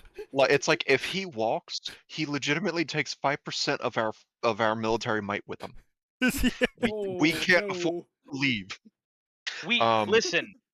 We just tell him what's in R&D. We let him take what he wants, and we don't bother him about nothing else. I mean, what you can actually really suit, do, but what you can actually really do, that's fine. a very like, nice way to he at least intro the character. New shields and shit, but yeah. Oh yeah. But like a decent way to intro a character like that is obviously as the dragon. Yes. In where, fucking typically, I'm going to assume generally Lancers just aren't effective against a certain tier of mech. No, they are. That's Lancers, the entire point of them being smaller enough, maneuverable enough, and fast enough. Yeah, that's Sign seems to put the Lancers forth as like, these are numerous enough to be normal to see around military bases and even owned by mercenaries, but they're still elite suits. They're still the kind of thing that you don't want to go against in, say, a wireframe or a tank. So you've essentially made them the Code Geass nightmare frames. No. They're just because literally, as soon as Nightmare frames came around, literally nothing could keep up, but everyone used them, but they're still the elite. You've just described Nightmare frames from Code Geass. Yeah. So Son, I'm sorry to tell you, this is unfortunately a very common trope in mech in general. The reason the mech suits become so widespread is because it's a human suit, which means it can do human maneuvers that tanks and armored stuff and even flying vehicles oftentimes cannot do outside of. Yeah, that's the reason you go with a human suit, is because it does with human things. Yeah, like it's not just nightmares. Zaku's in Gundam were that. The Gurren Lagann mechs. That's why the Gundams became such a big thing, because they were the next upgrade up from. They were the next up. And... Yeah. They also cheated with an alloy that couldn't be replicated easily. Bullshit Gundanium. That's Gundanium. Gundarium, thank you. I'm not kidding. That's what it's called. Bandai legitimately had someone make Gundarium alloy in real life. It is a $1,000 exclusive kit they re-release every 4 or 5 years at this point. Oh, it's all metal. I love it. I love that they went that hard. I'm so tempted, but it's $1,000 I don't want to spend when I could just make it myself. Because I know which version of the kits they based it off of. Well, I would say that is my favorite part. They did publicly tell people what the Gundarium alloy is. Just not the ratios. It's like, okay, whatever. But yeah, oh no, Gundanium is from Wing specifically. Gundarium is OG. By the way, my point being is introduce him as the dragon antagonist, in that there is a moment where the character is his morale has been uplifted because of some vehicle, mech, or etc. has shown up on the battlefield on his side, and he's like, oh, now with this reinforcement, you know, it's good, the tides are turning in my favor, good stuff, and then this fucker just shows up out of nowhere, blows through it in one attack, and it just becomes a moment of, oh, He's here. oh, we are so fucked. Yeah. Call to retreat. It should be like when a World War I pilot went, I'm doing great. Ah, fuck, that's a red plane. It's just like Yeah, the something- fucking something Agnes like Day from Ace Combat starts playing. You're just like, shit, why is everything speaking Latin suddenly? Nah, Well, bro, you should be well, afraid of Do You Remember? Oh. Mm. Okay. Remember. Stein could also play the funny, Yeah. where part of the IFF open broadcast, it's just music starts playing. Fucking classical starts Latin playing over the chanting. radio. One winged angel comes over the radio. But sir, what could Why they do do? I- They're only a small force. All of a sudden, just Freebird. Why do I starts hear playing. Freebird Freebird, oh, no. starts Like, playing. you really had to go there, Oh. Private. Really. God damn it. It's like, we're gonna do fine. Contact left! Pilot, when I tell you to Right. Pilot, when I tell you to shut up, shut up. But sir, You know we've got what? 200 mechs. They're 5 people. Freebird gets louder. Oh No, no. Yeah, listen, Three. you should It's a absolutely free bird. you should absolutely have some dude who's super extra, and he's mixed like all the classic songs together into his own like hideous abomination, like Ride of the actually, Free Valkyries. Or I some have shit. that, by the way. It's actually really good. Let me go find it real quick. I actually have. Let me go link Wait, that real what? quick. Sign. He While has it. Sneaky, while Sneaky is looking for whatever he's searching for, and I look forward to it. I did notice this. Your 7 chapters are about the length of a book, maybe a short book. If you want to keep the plot you have with the changes we've suggested, I'd suggest slowing that pacing down to make that like a book and a half instead, because that was a lot of stuff you packed into just 7 chapters. Was it? I was just. Huh. Okay. I think your time in writing fan fiction has kind of given you slightly faster pacing in your writing. That's just I guess. that's a suggestion coming from a purely subjective point of view. I'm not too big a fan of the really fast-paced stuff. Like, I'll take Gurren Lagann over Gunbuster any day because Gunbuster's too fast-paced for my tastes. Okay. Whereas most other people I know that have seen both said, I prefer Gunbuster over Gurren Lagann. They can't identify why, but they tend to like it more. Right. No, the pace of fan fiction is definitely a little bit bloated because you do have to basically address canon as you're making changes. And when you are writing an original story, you don't have to address canon because you're making the canon. Well, because you're making the canon, you do have to chew on a lot of scenery to make the canon. Right, It's but world building. that's unlike Yes and fan fiction, where you're basically kind of getting pulled along by the railroad tracks of canon.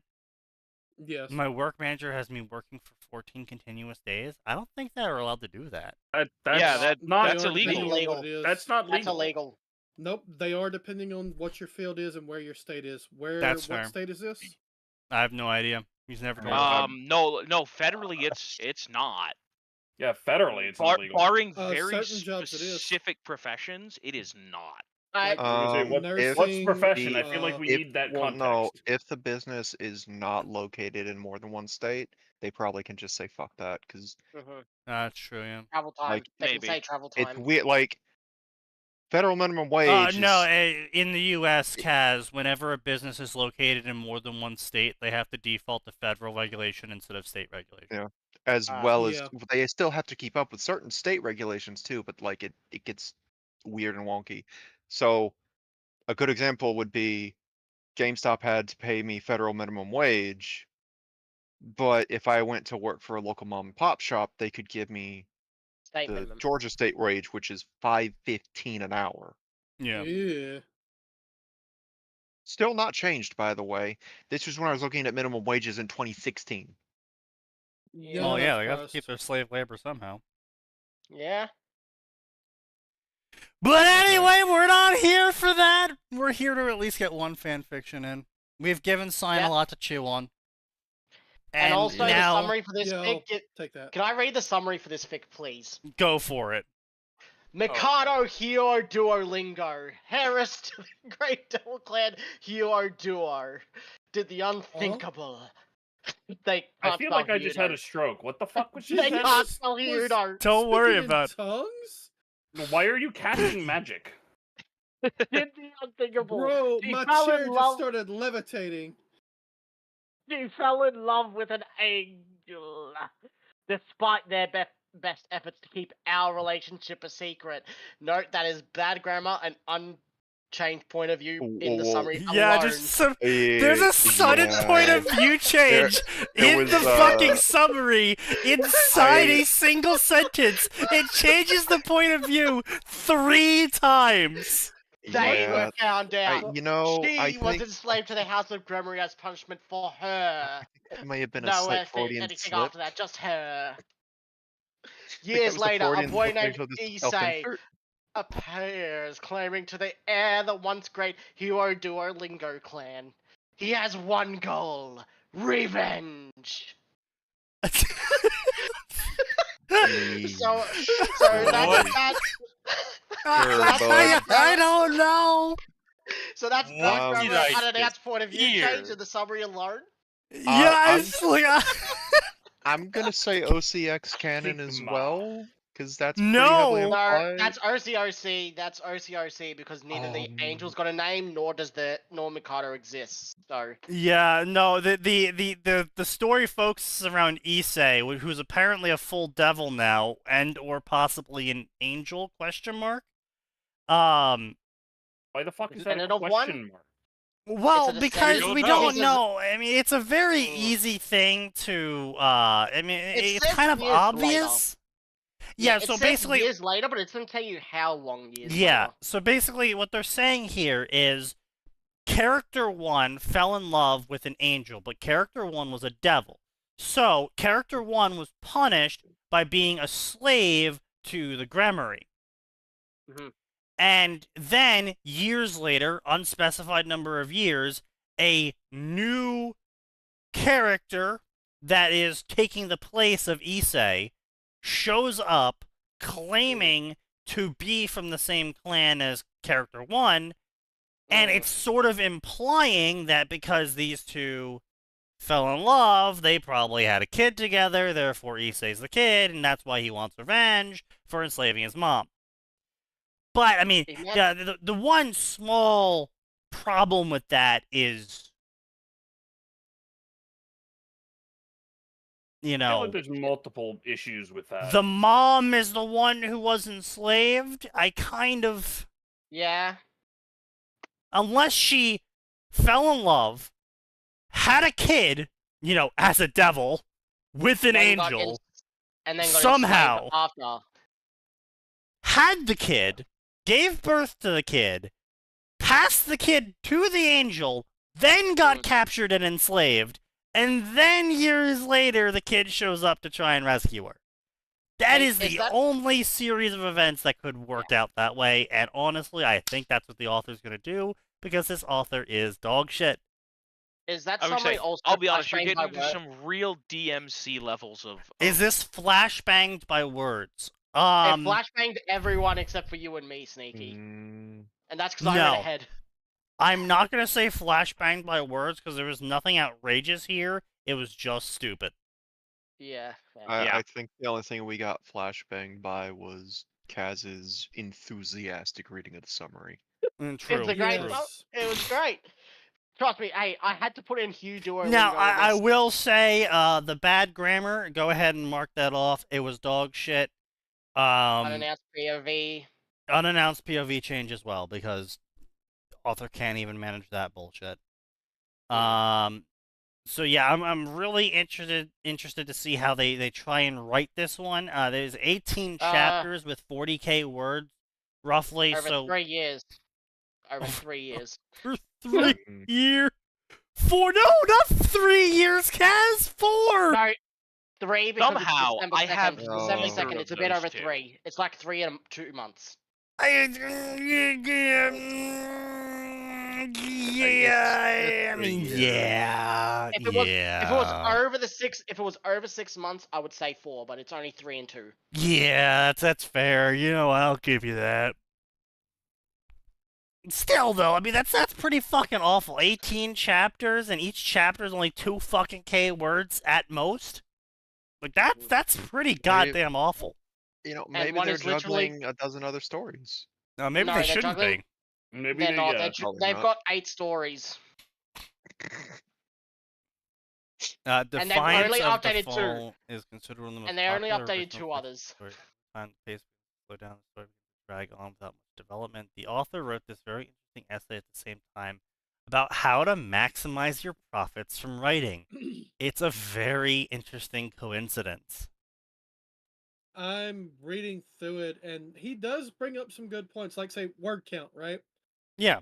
Instead of doing, like for me, for instance, I shouldn't do 3 5K word chapters. I should do 5 3K word chapters per week. That way there's a release every single day, or at least 5 days out of the week. Yeah, and Or, people are retarded and they see a higher number and they don't really care about how and many the words number go burr. Yeah. Yeah. Yeah, but then you got Or something 2K I've- words over 3 years, so that's a struggle. Or something I've already Yeah. implemented or have been doing for a while now. The ABC of web novels is always be cliffing. Always use cliffhangers. If the readers complain, True, it I mean, means that's you're on the right fair. track. Which is kind of how I've been setting up each chapter to end, is on something that's a hook for the next chapter, and then a hook for the next, and so on and so forth. I mean, I usually end up ending the chapters in a pithy way, just because I think it's funny. 3K words isn't enough in my opinion. That's 5 minutes. You know, I will caveat this, right? So, I'm obviously a big proponent of smart business, not easy business. If you're selling tires, I think you should be selling quality tires. I don't really care if you go out of business. Just don't try and scale it to the point where you go out of business, because people will always need tires. It's just, you're only going to sell so many per year. Yeah, Keep it Don't that way. use don't just sell Tupperware. car tires. Sell Maybe don't wheelbarrow attempt. tires. Yeah, don't try to infinitely scale like Tupperware did. Yeah, if you sell really high quality food storage mechanics using plastic containers, then don't think that your business is going to scale infinitely. There's only going to be so many people that can buy a Tupperware container, that need to buy a Tupperware container, and they're only going to be replacing them so often. You don't need 20 factories. You need 1 factory. Right. You don't one need factory. 3,000 employees. You need 100. And yeah, so releasing a 3K word chapter sounds good, but it heavily restricts how much you can get out per chapter. Yes. The shorter the chapters get, the more pointless it feels to read them. In the end, Yeah, you'll become that's- Parcasius, where they describe that's- nothing, Well- and you're on the same event for over and over and over again and again. That's why I set Yeah. my word limit at 5K, because 5K seems to be the sweet spot for getting in plot, having things go, getting action. If I'm doing any kind of romance or porn, getting some of that in, and so on Yeah, and so forth. and if you're on a feels spot at slightly 5K chunky. where it's bad to stop, you can still go into something like 7.5, and that's still a sweet spot. I don't like doing more than about 6, even if it's because this one chapter is starting to feel like, I'm at the point where I need to close the chapter, but I'm not quite there yet, so I'll just. Oh yeah, go no, a little I'm bit reading through it over- Yeah. myself. Phoenix is, it's solid, and if you want to view the release of chapters online as strictly a means of gathering money, It is the gamification of writing, yes. it is absolutely correct. But like I said, I am a personal preference of smart business.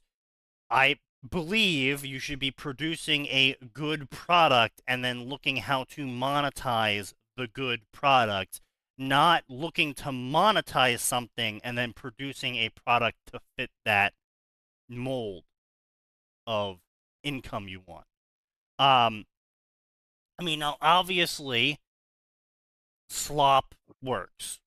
I mean, we all know slop works. Mobile games is a perfect example of this. Yeah. They drain people's Yeah. wallets like it's their fucking job. I mean, it kind of It is their but job. Yeah. I Me know, when I but can't roll Swami 3 times in a row. what I'm saying is that a game developer's job is to make a game, not extract money from a player, but they're treating making the game as the means of extracting the money from the Extracting player, money. not making the game causes the player to give them money. So I mean, I get it as well. It's a free-to-play game technically, so they have to make their money some way. I get that. Get that shit. I understand. It's just I don't I don't like business practices like that. I mean, especially it shouldn't be in business practices like fucking insurance, but that's a whole different realm. I I understand that pretty much no one will ever live to see the consequences of their shitty business practices. I get that. I don't care. I understand that a shitty business practice will allow you to turn your writing from a 2K to 3K profit margin into a 10K profit margin. But how long is that 10K profit margin going to last? Oh, And as will you long as burn you keep yourself making out? slop. And this is the other thing that I'm saying, right? Like, not everyone can get away with slop market, right? You only can have one slop provider. And this is something that companies in the game industry, for example, are finding out really fucking quickly right now. Is Fortnite came out, produced the slop, and now everyone's trying to chase Fortnite. But the problem here is that everyone's already on the Fortnite slop. Why would they buy any other slop? They're already getting it. Why They would already want are sloppy getting seconds? the slop they want. People keep So- trying to oust League of Legends from No, not Yeah. anymore. the mobile. No anymore, one's okay. tried to oust League of Legends or Dota for years. Okay, fair, right? But people continuously tried to for a period of like 20 years. Yeah, Has it been that long? Yeah, so Dota 1 came out in 2006.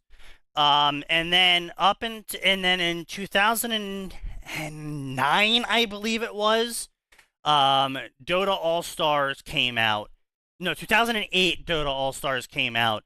And then a year later, League of Legends, Heroes of New Earth, and Dota 2 began production in 2010.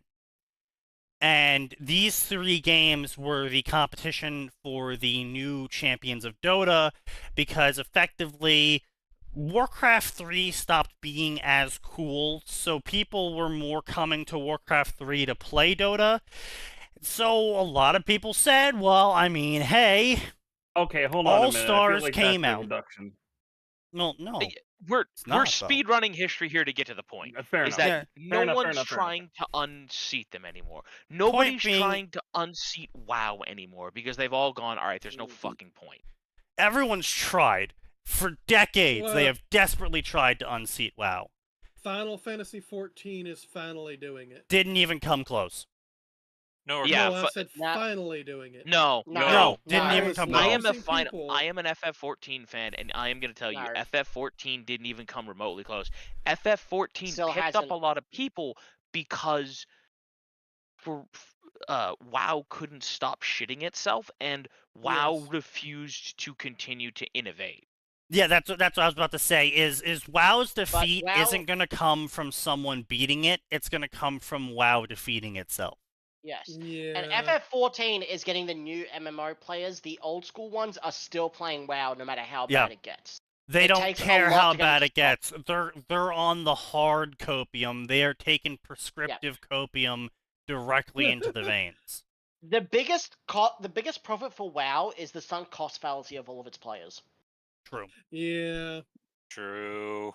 Yeah. I mean, like, you don't understand. Like, WoW recently released a $90 store mount. Mhm. Yep. Ugh.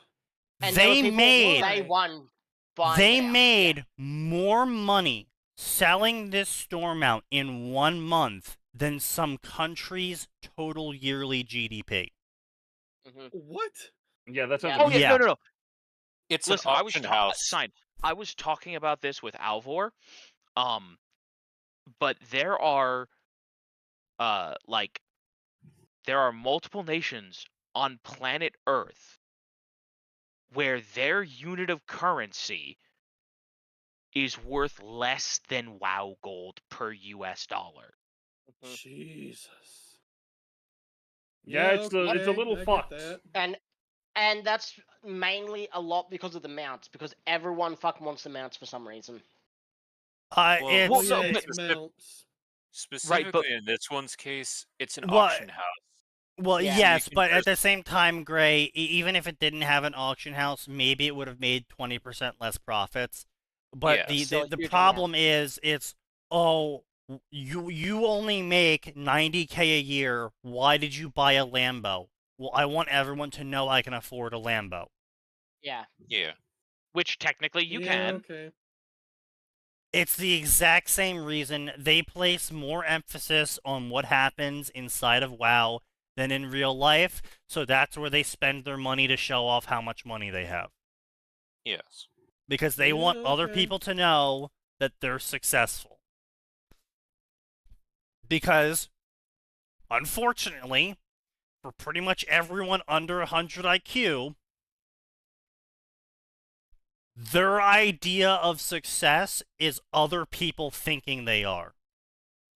Mhm. Mhm. Well, that's stupid. That's the Sub 100 unfortunate. IQ. Yeah. That is unfortunately just how it works. Because I mean, that's all you really needed. You know, back in the day when my measure of success is, look, I have this deer. It doesn't really matter how you got the deer. It just matters that you have one.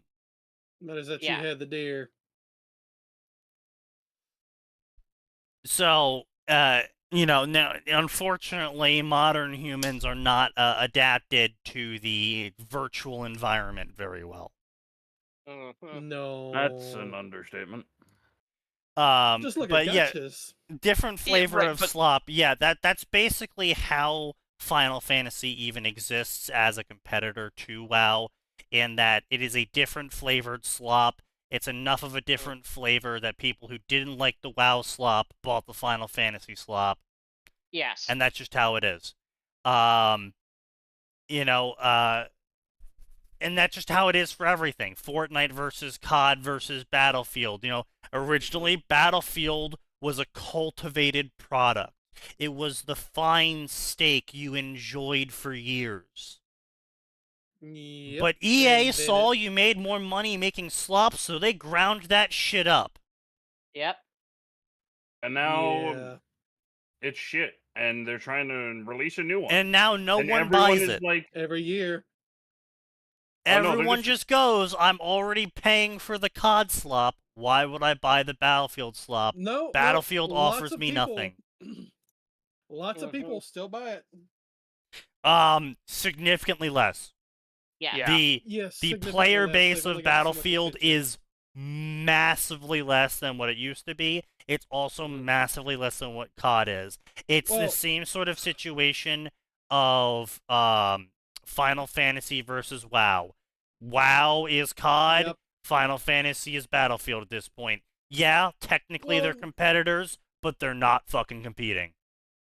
another problem is we've basically hit saturation for different fields. On your shooters, your tactical shooters, your looters, shooters, whatever, you've got 3 or 4 different competitors, and if you want to break into that field, you're competing against already established elements with huge player bases.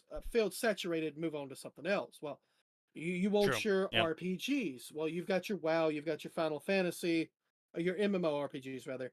Again, fucking saturated. Nobody else is Yep. playing basically anything else. Well, the games as so a on and so service forth. only works if you're the first person in or the king of the hill. And how Yeah. King of the Hill or Yes. First In works is that you either make such a superior product that people switch from First In to yours, or you're First In. Yep. Now, if you happen to do both, then you got then it. you maintain your crown for a very long time. See WoW.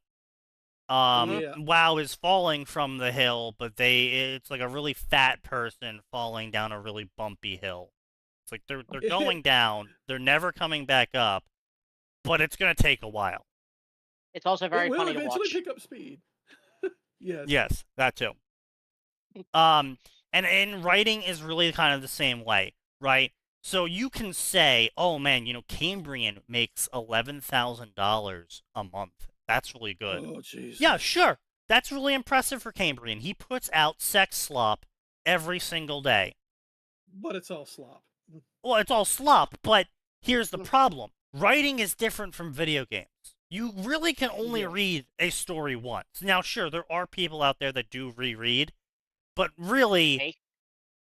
yes, but like, you read But a only for good reread a s- yeah. yeah, but you It's only certain reread a ones. good story. You don't reread Yes. the slop story you saw. You read the No, slop no. story once Well- because it was, decent enough once around. But if there's It really was a time waster. yeah, if there's nothing That's it. really Yeah. enjoyable about the story, you're not gonna read it a second time. You already No. know the story beats, and there was nothing that was Also- that really made you go, "Oh, that was a good one." It's not something you No. spend all your time on. It's a one and done thing. It's not just Yeah. not coming back to it. It's not spending perpetual time on it. You read this story, you move on to something else, whether that's reading another story or playing a video game. Exactly. Who fucking It's cares? not Like, you're it's not not gonna holding your put attention. 600 hours into rereading the same Cambrian slop story. Yeah. Uh, or even You're gonna not put just si- reading, but You're gonna put 600 of hours content into for that. reading all of Cambrian slop, but that's the thing, Mm. right? Is video games effectively you set up the system for them to make their own slop for themselves. Yes. Right. A book Yep. doesn't change afterwards. He's not updating the slop after he's released it to add Yeah. more scenes so you go back and reread it. He just puts out a That new and- fucking story. They frown on doing any kind of story where you can do that, like the old CYOA, pick your route here, pick your route there kind of thing. Sure, but it Th- doesn't really those matter too don't much. go They these don't really days. sell well. Yeah. Mm. They don't sell But well. the point what I'm saying here is, yes, it's very impressive that Cambrian makes $11,000 a month. You know what's even more impressive? You know what J.K. Rowling makes a month? Mhm. Oh, to the tune of Too much millions. money. Yeah, she makes way more than $11,000 a month to this day. Oh, She's yeah, still she Yeah, making hasn't, more than and that's she hasn't just put out passive anything income. new. She has in she has only had to write 7 books 20 years ago, and she's Yeah, so still it's all making passive more income money now. than Cambrian every month. So really, you need to make that one hit it big, and then The Tolkien anything else you put on estate is gravy. has made a ludicrous amount of money, and the guy has been fucking dead for 40 years. Yeah, his family are going to be living off of that for the next 10 generations at least. well, no, It may not never. really. Well, no, they kind of Wait. nuked it, so not anymore. They nuked Oh, it. no, that has nothing to do Weekly- with it. That had nothing to do with it, Sneaky. I mean, that has something to do with it, but they are currently running into, this little thing called copyright. Like, Yeah, Lord of the right, the Rings. 70-year. yeah. Yeah. So J.K. Rowling makes $8,480 every hour in euros. I'm See? sorry, what? Yeah. Every hour. much? She makes $8,000 an She makes- hour. It's like, I'm sorry. Oh, 200,000, Yeah. 203,000 per day. Yeah. I would say, and that's the thing, Jesus. right? Like this goes back to one of my favorite little dumb things I've ever seen a rich person do, which is where Bill Gates goes, I want to talk about the power of compound interest. For instance, let's say I wanted to save up to buy a new, and I forget what, but he names a supercar.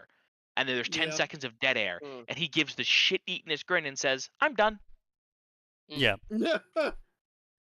Compound interest, yes. Yeah. But the point is, you make the one thing, right? If Cambrian took all the time he spends writing passable slop Yeah.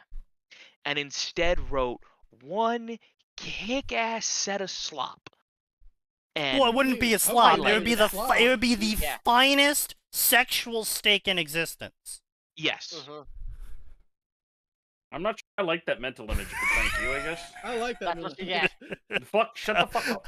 I'm sure So- you do.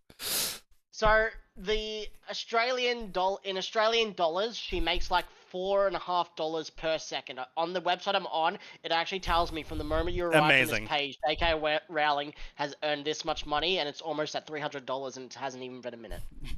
Yeah. Fantastic.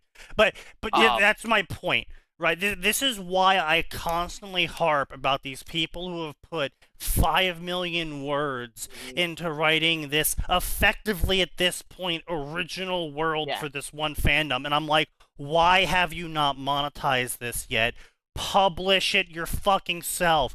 Now, Yes. I can completely understand if someone just really enjoys writing Harry Potter fan fiction and they open up their Patreon and they're like, hey guys, if you want to support me and helping me, follow my hobby, and that's all you want to do, you're fine working your day job, and maybe one day you make like $3,000 a month writing the Harry Potter fan fiction, but you want to keep it a hobby and you end up writing 5 million words. It's like, all right, fine. I Fine. get it. You want to keep it a hobby. That's totally fine. I'm not saying you have to do it. But I I'm am gonna saying... judge you. No, but- I'm not even judging you. There's a lot of people out there that put a absurd level of time into things that they could have sold. Mm. And the worst bit is you For- don't need 5 million. Literally, J.K. Rowling showed 100k, not even per book. Split up. No. Her seventh book's like 400k words, dude. Yeah. Yeah, but her first couple of books was only like 80k, weren't they? Yeah, it was 80k, 100k, 120k, 200k, 180k, 300k, 400k. Mm. So, like, she has written like a million-ish words, 2 million-ish words for Harry Potter. Yeah. But, again, this was over the course of a significant period of time, and even then, typically most fantasy books are broken into 100k word segments. And so it's just... There's a lot of effort going on, and you can monetize it in certain ways. I'm just saying make the smart business decision. Like, Beware of Chicken's a great example of smart business. He Yeah. doesn't write slop. Yes. He creates a good product, and then he monetizes the product in a way that is non-toxic to the brand. Yes. He sells you on early chapters with his Patreon. He sells you on the book. And he releases the chapters for free if you want to follow along instead. But he Yeah. does say, hey guys, when I sell the book, I am taking the story of the book off of the free website. So, the free Dan- part is limited time. Download it Which is if you want to fair. keep it. Yeah. Or And, if you prefer a cleaned up, edited version with some neat artwork, right. pay me $10. Yeah, and he's also not asking for $30 a book. He's asking for $10 a book. And so he's got a low asking price, a high level of popularity, a high level of word of mouth, barely has to spend money on advertising at all, and he's got 3 monetization methods: donations, monthly, and book purchases. He is making a ludicrous amount of money. Mhm. Sure, Honestly- he's not going to be J.K. Rowling, But he is making a large amount of money off of smart monetization of a system that doesn't ruin his product over time, like Parcassius, like Cambrian, like Core. Yeah. Well, And- Patreon as a lifestyle way to live is just a mistake. Yeah. And here's the thing. The other thing is, right, he has made a successful product. He has made Amazon a shit ton. I wouldn't be surprised if Amazon offers him an animated series because I he's wouldn't made be, them a ton of money. Yeah. And he's got exactly the kind of thing that Amazon is willing to throw. Right? Let's pick a An number. that's original pocket property not change. expensive enough to buy out. Yeah. Right. They'll throw 500K at this because that's pocket change for Amazon, right? To make a half decent animation, and they'll see if it makes money. Maybe it goes viral and it takes off, and they keep making money off of it. If it doesn't, oh well. We've lost 500K and paid this guy, I don't know, $50,000, $100,000 maybe for Hey, the rights to from the try and amount, make this. from any amount, if they get a contract with him, just from book sales alone, they'd make that 500K easy. Yeah. Well, see, this is the other thing, right? That comes from publishing, and why I can understand why someone might not want to publish. A Kingdom Hearts story. Say it's a 7 million word Kingdom Hearts story. There is no level of details you can change in that story that'll make it publishable. Yeah, it's Yeah. kind of very specific. Yeah. You'd have to create Naruto. You'd have to create multiple worlds for Kingdom Hearts, all original that couldn't be counted as copyright against anything, and that is so fucking hard. Well, not just that. You would have to but- get rid of the fundamental things like the Keyblade. Yeah. Yeah. Well, the heartless- it's not Keyblade, just that. Heartless, It's all that. just Kingdom Hearts is popular because of the property recognition of the characters inside it. Yes. If someone went and made Kingdom Hearts, but 90% of the cast came from C-list games that 10 people played, No one would give a fuck. no one No. would give a fuck. But it's because it's Mickey Mouse. It's because it's all of these properties that are showing up and interacting that had a shit bucket of people showing up to play it. And it's the same way with a fan fiction transitioning into an original story. Yeah. We want to see a story with Sephiroth, Cloud, and Mickey Mouse in it at well, the same time. mostly. Funny Twilight enough, can be turned into an original story very easily because there's not And it a did. lot that makes Twilight unique. and it did. It did. Well, that's what I'm Thanks. saying. That's what I'm saying though. Is it did, and the Mm. reason why it was able to make that transition so easily is because there's not enough in Twilight that makes it genuinely Yeah. unique and hard to Identifiable, transition. Identifiable. It Yeah. was very generic. It's very generic vampire love story if you think about it, even from Wait, before Twilight. yes. was popular. And that's the reason why Twilight sold. And that's the reason why Mm. 50 Shades of Grey sold. Is not Mm. people weren't showing up for the vampire part. They were showing up for the story beats. And because the story beats can easily be transitioned into literally anything else, Yeah. you didn't need the vampire part. So you were easily able to take a Twilight fanfic and just say instead of a vampire, it's just a rich dude. The rich guy. And so this doesn't work, however, for a story like Naruto. Naruto is going to be way harder to transition into an original series, especially in the West, because you're using chakra instead of magic. Yeah. Now, sure, you could say magic, but the structure Everyone's of gonna know Naruto. it's a Naruto fanfic. Well, not even then. You could even say, oh, well, magic power in my story comes from the spiritual power of the person and how much life energy they have being mixed together. That's pretty standard when it comes to magic overall. I mean, just look at Lena Ember. Sure. But the problem will start to come from how the world of Naruto is organized. You have these ninja villages which is kind of Yeah. really steeped in the history of Japan and how they interacted with the government and, you know, how these villages were organized, their Daimyo. relationships with the politics and economy. And basically, Naruto's world exists only in a Naruto way. Yeah. You would have to come Yeah. up with an original world that would have the villages exist in a different way.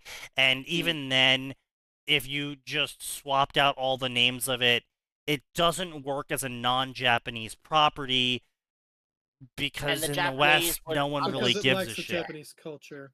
But the Yeah. Japanese would also instantly recognize it as Naruto, even if you change the names. Well, that Naruto wouldn't with matter different too sex much. ratings. It matters more of people caring enough to click on it.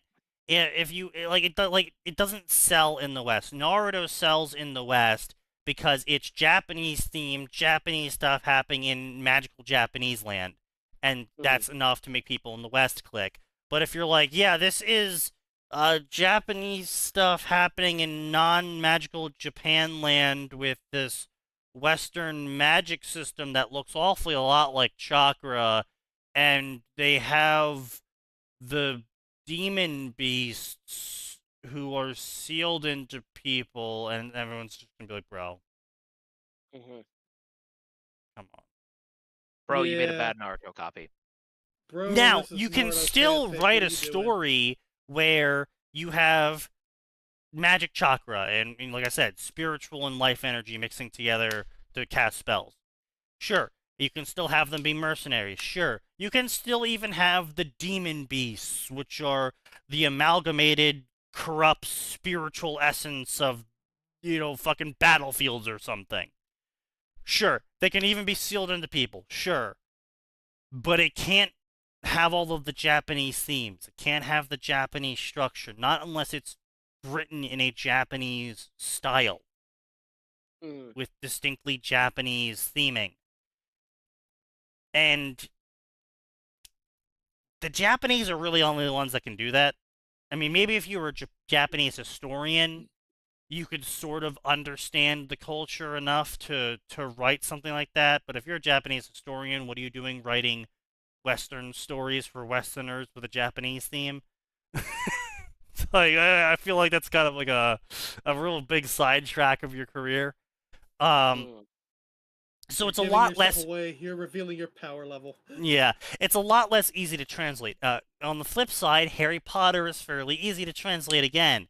Magic, wizards, that stuff is pretty standard in Western culture, understandable. It's taking place during the modern day. Hell, you could even keep the last name of the first name of Harry. You know what? Maybe you'll set it in Chicago, America. God damn it. Hell, we'll even keep magic fucks up electronics. No, Only we'll make it somewhat sensible. Yeah, so I mean, it's not that hard to transition Harry Dresden or Harry Potter into a similar modern-day magic theme and wild adventures, seeing beneath the surface. I mean, there's a reason why it's not hard. It's because it's fucking dime a dozen. That's kind of the bread and butter of modern sci-fi, of modern fantasy. So, you know, it's not hard to translate. And if you have a Harry Potter story that is really long and a lot of people like it and you want to translate that into a published work, as long as it's not about Harry McFucking Potter and it's, you know, transitionable enough away from the Harry Potter storyline, then you could probably publish it without an issue because it's just another magic story about another orphan who finds out about magic and has to go fight a big evil bad guy that for some reason the local government can't fight for some reason. Because reasons. Don't worry about it. It's not new. It wouldn't be all that difficult, and it would really just be highly dependent on how closely you tied the Harry Potter fanfic into the Harry Potter canon storyline. So it really comes down to the property itself and how easy it is to transition away from it. So to answer your question, Sign, of could I just release a bunch of my stories that were popular as their own original things as a published official story? Some of them. Not the Star Wars one. No. Neither of the Star Wars ones, obviously. No. You Couldn't do it without her heaven either. Outer Requires Heaven, Tanya.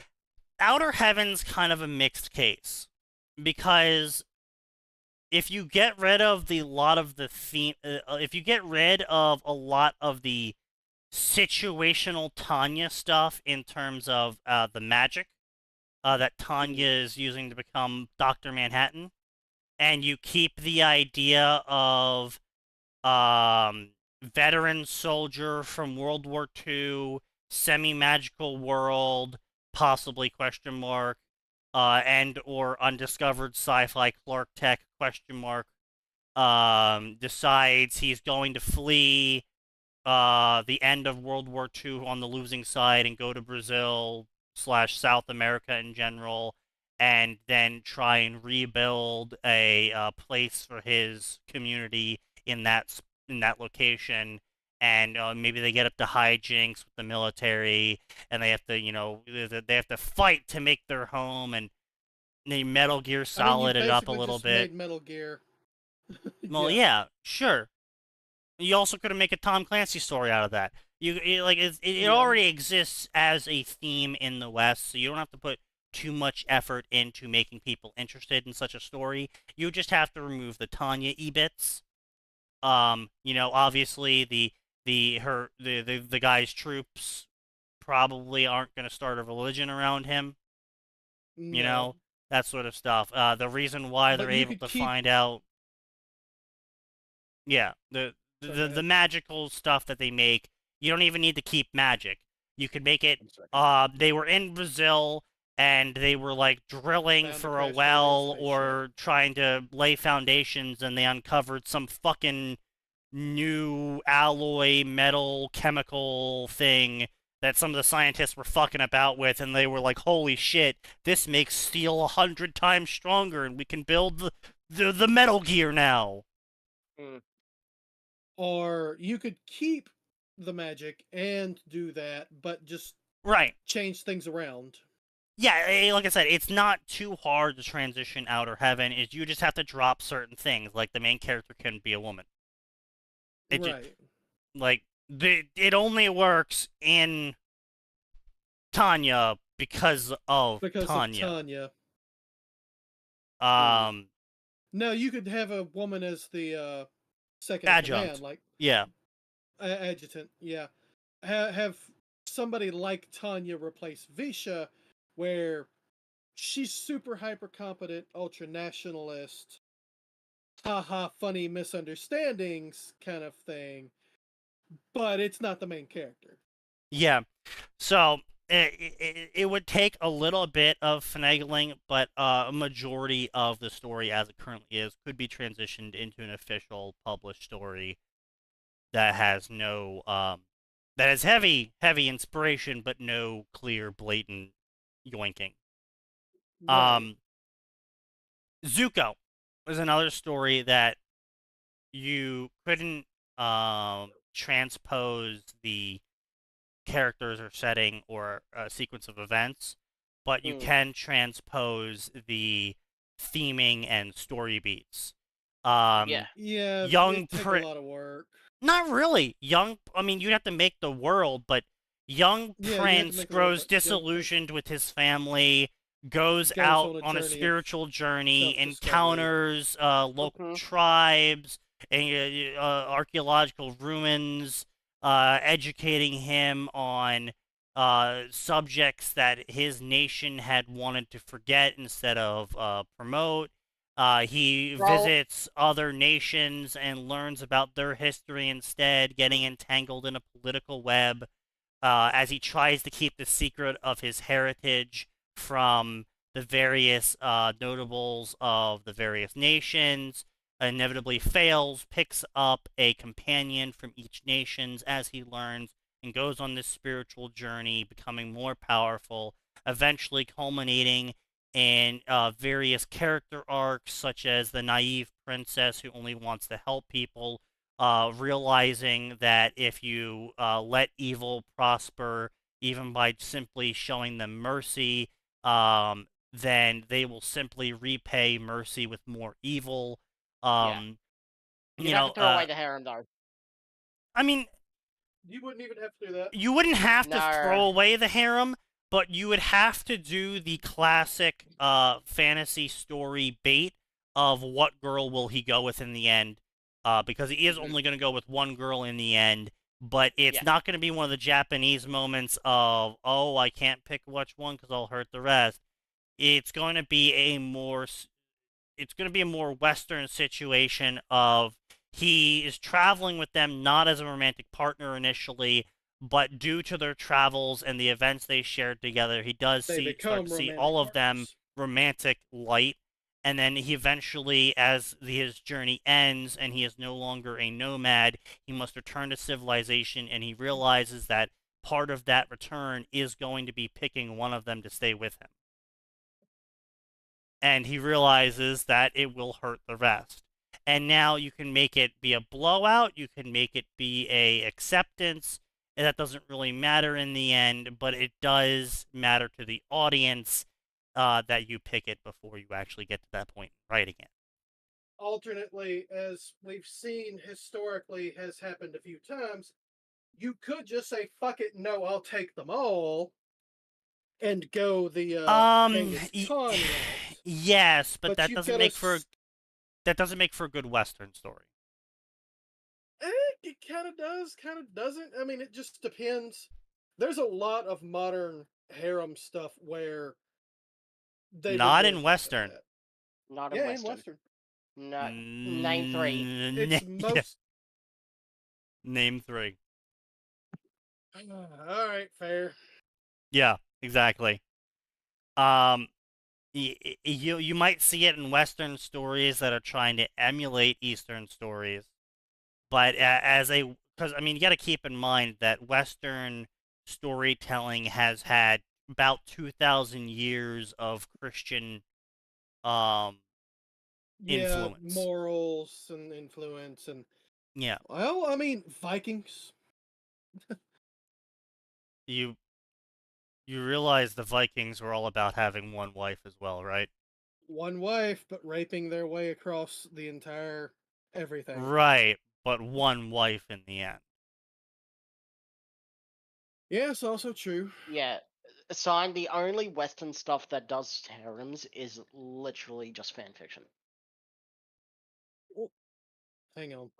Western stuff is starting to become like Eastern stuff due to the influence of anime. I will give him that. And yeah, you're not wrong. That's what I'm saying. Stuff that's aping a more Eastern angle, but stuff that apes the more Eastern angle isn't going to become the next Harry Potter. It's not going to become the next Tolkien. And I'm not saying that if Sign publishes this, it'll become the next Harry Potter or the next Tolkien. But you should still aim for that. You should still write, hoping and praying that people will find meaning in your story in the same way they found meaning in Tolkien and Harry Potter. Obviously, yeah, but it would go for a larger audience if you appealed to the larger audience by sticking with, if it's a Western style story, stick with the Western style. Plus, yeah, like I said, you can still have the Western style of romantic dramatics of multiple girls kind of trying to vie for the guy, but the guy in the end has one girl that he ended up bonding the most with. Sure. You know, or, you know, it could be a situation of, because, you know, he came back, defeated his father, put the war to the rest,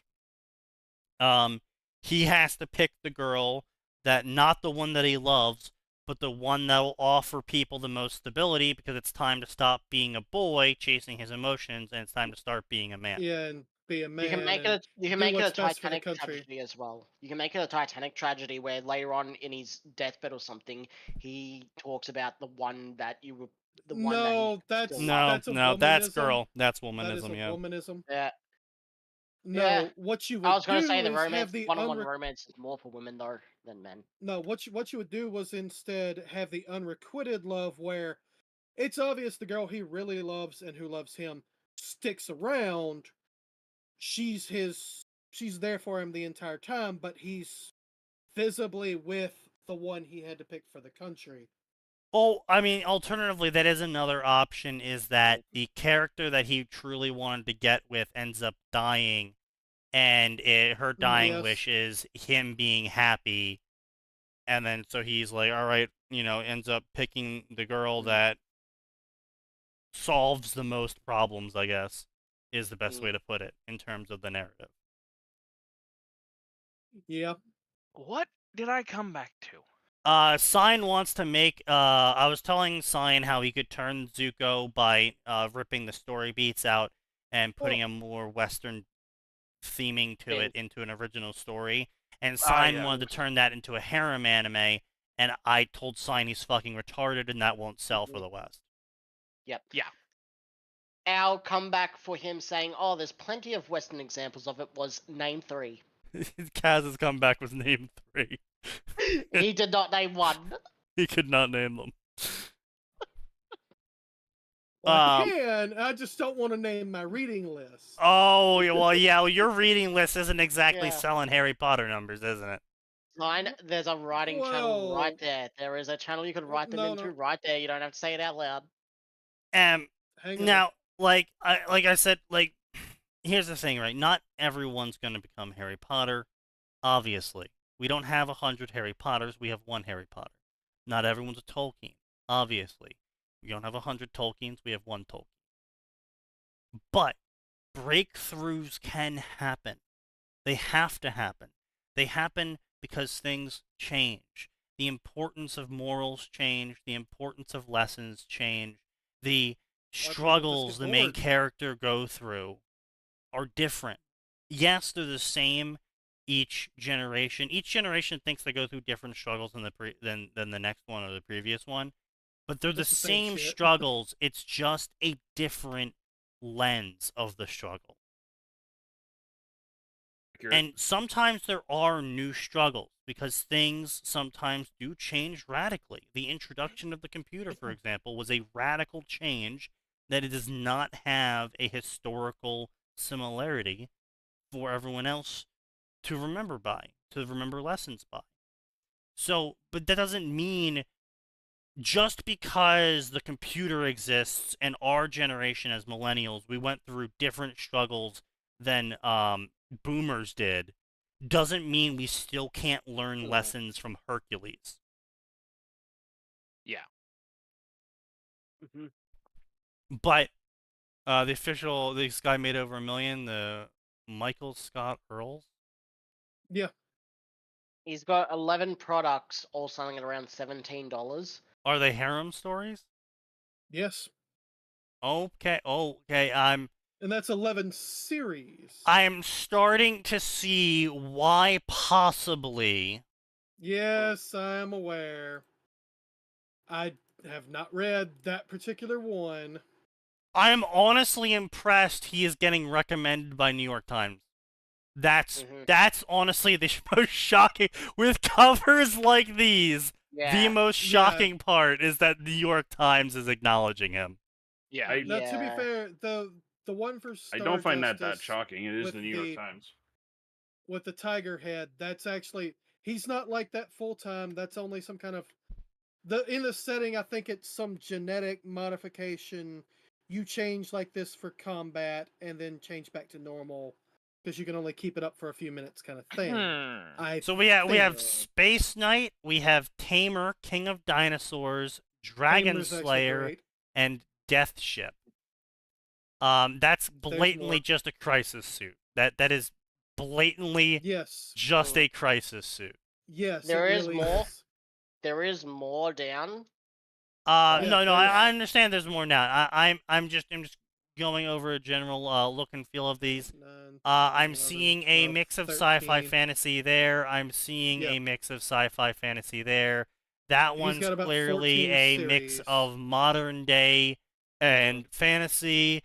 and that one's clearly a historical fantasy. Yes. Let's see what else we got here. We also got Eye of the Tiger, got some furry sci-fi shit. Lion's Quest, I mean, okay, so horny shit. Viking, Runesmith, more horny shit. I mean, they're obviously all horny shit, but the Destroyer, I mean, that's just classic fantasy, it looks like. Succubus, modern day fantasy, high school AU. Monster Empire, that's clearly just a Percy Jackson style story.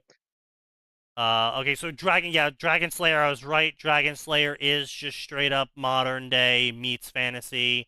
Concrete Chaos looks like modern dystopian cyberpunk. Fantasy. Yeah, that makes sense. Yeah, so generally speaking, I understand why all of these are successful. Beyond just the fact of obviously the contents of the slop he is serving. Yes.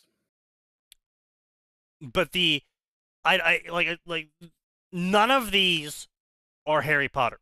And I don't mean No, like they're in a not. success style. I mean none of these are Harry Potter. None of these are No, they're Tolkien. not. None of these are G.R.R. Martin. None of these are Sanderson. None of these are trying to be like something that already exists.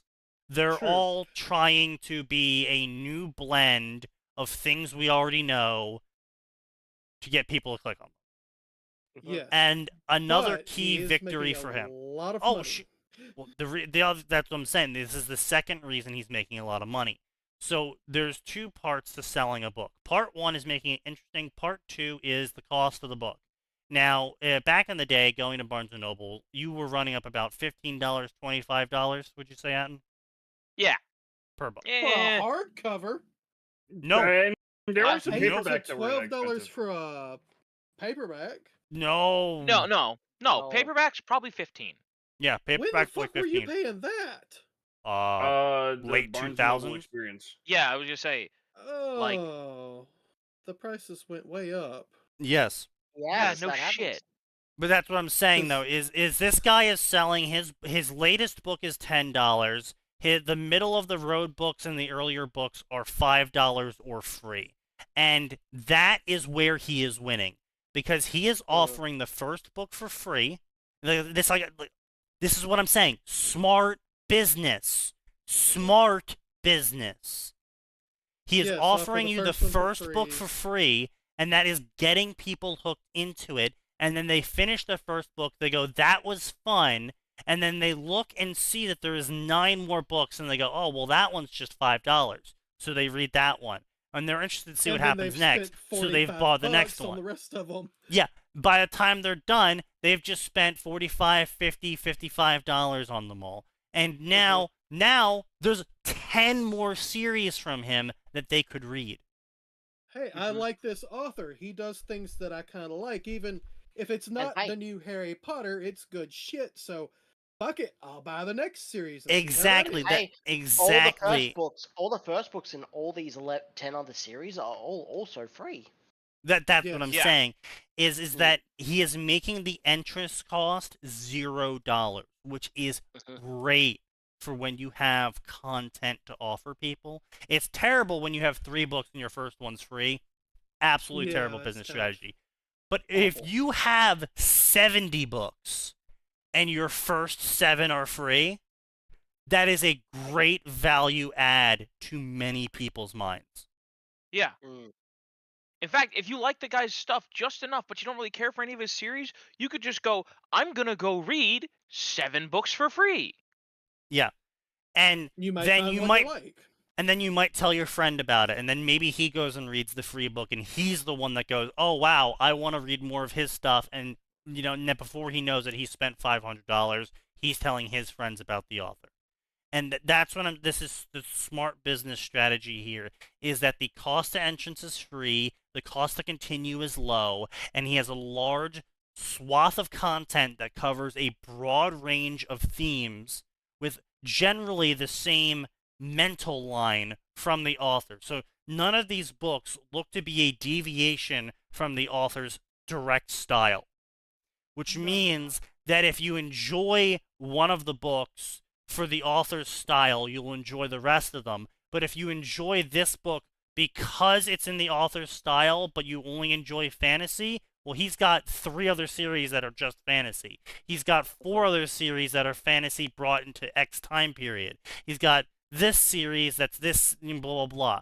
So he's got lots of ways to introduce you and hook you into reading one of his many series. Brilliant strategy, 10 out of 10. And clearly, by how much money he's earning, he's not reached the point of maximum slop overload. Let me put it this way. Amazon was fucking him. So he had to take his books and make his own site and publish everything himself. Oh, and there you go. He did, he started, he basically quadrupled his sales. Yeah, I'm not surprised at all if by not that. more. Yeah. Not just his sales numbers, but how much he was getting. Oh, yeah, absolutely. No, and this is what I'm talking about here is that, I mean, obviously Amazon is a good way to start to get your name out a little bit, but in the end, ultimately self-publishing is just king. Just is. You just have to invest in doing that. You get the largest profits, and if you know what you're doing, then you get the largest profits. If you don't know what you're doing, take the profit loss to make sure of a guarantee of content level. Yeah. But Cambrian could never do this. Nope. The best Cambrian could manage is if he went out and made his own website called Cambrian.com with its own payment platform and sold that way. That's the only way he could manage it. And I think he would actually make less money if he did that, simply because Cambrian is likely making the most amount of money that he is right now. Because people using things like Subscribestar already have their payment details saved, are already subscribing to other people, are already doing other things. So it was a frictionless experience of hitting subscribe $5 to him. Yeah. Yes, very easy. Which is the Gaben strategy.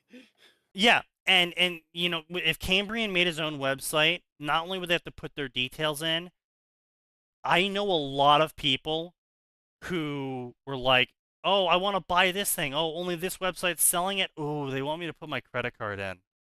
Yeah. And then there's also I don't trust this website. I don't want to have to register a website under my real name. Yeah, I have to make an account.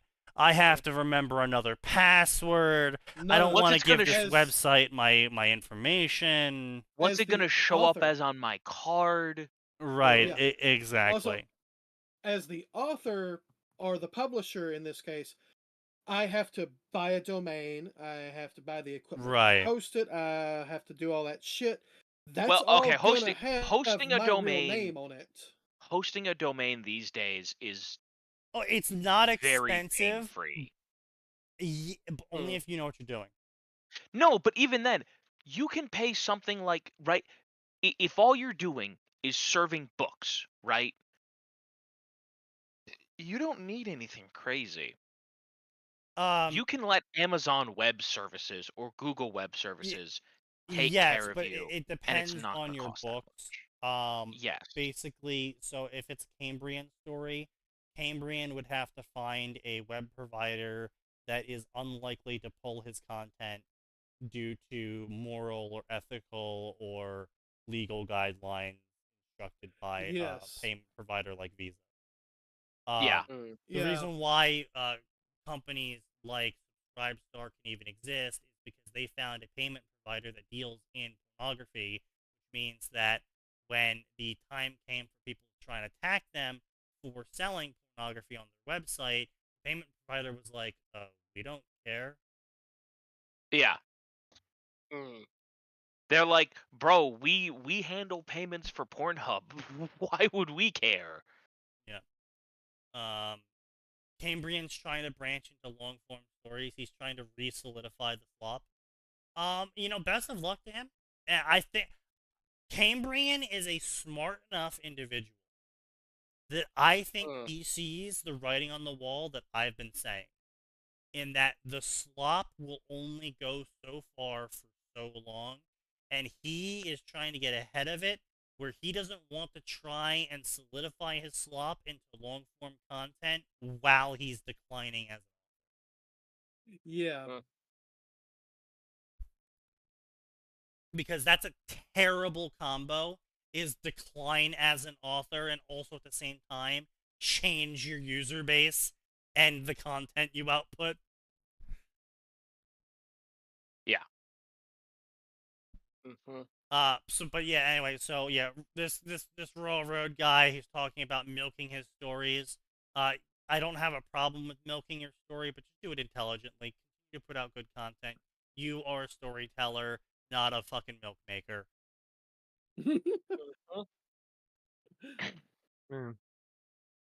That essay seems to assume you are a dope maker if you want to make money, so... Yeah. Yeah, I know. It's just, like I said, when we fucking started this rant of mine, I don't like business practices that are about extracting money out of people, because it is very easy to extract money out of people. If I really wanted to, I could have made tons of money extracting money out of people with some of the scummiest fucking practices ever, because I know they will work. And I won't have to put any fucking effort into it. Yeah. But I don't want to do that.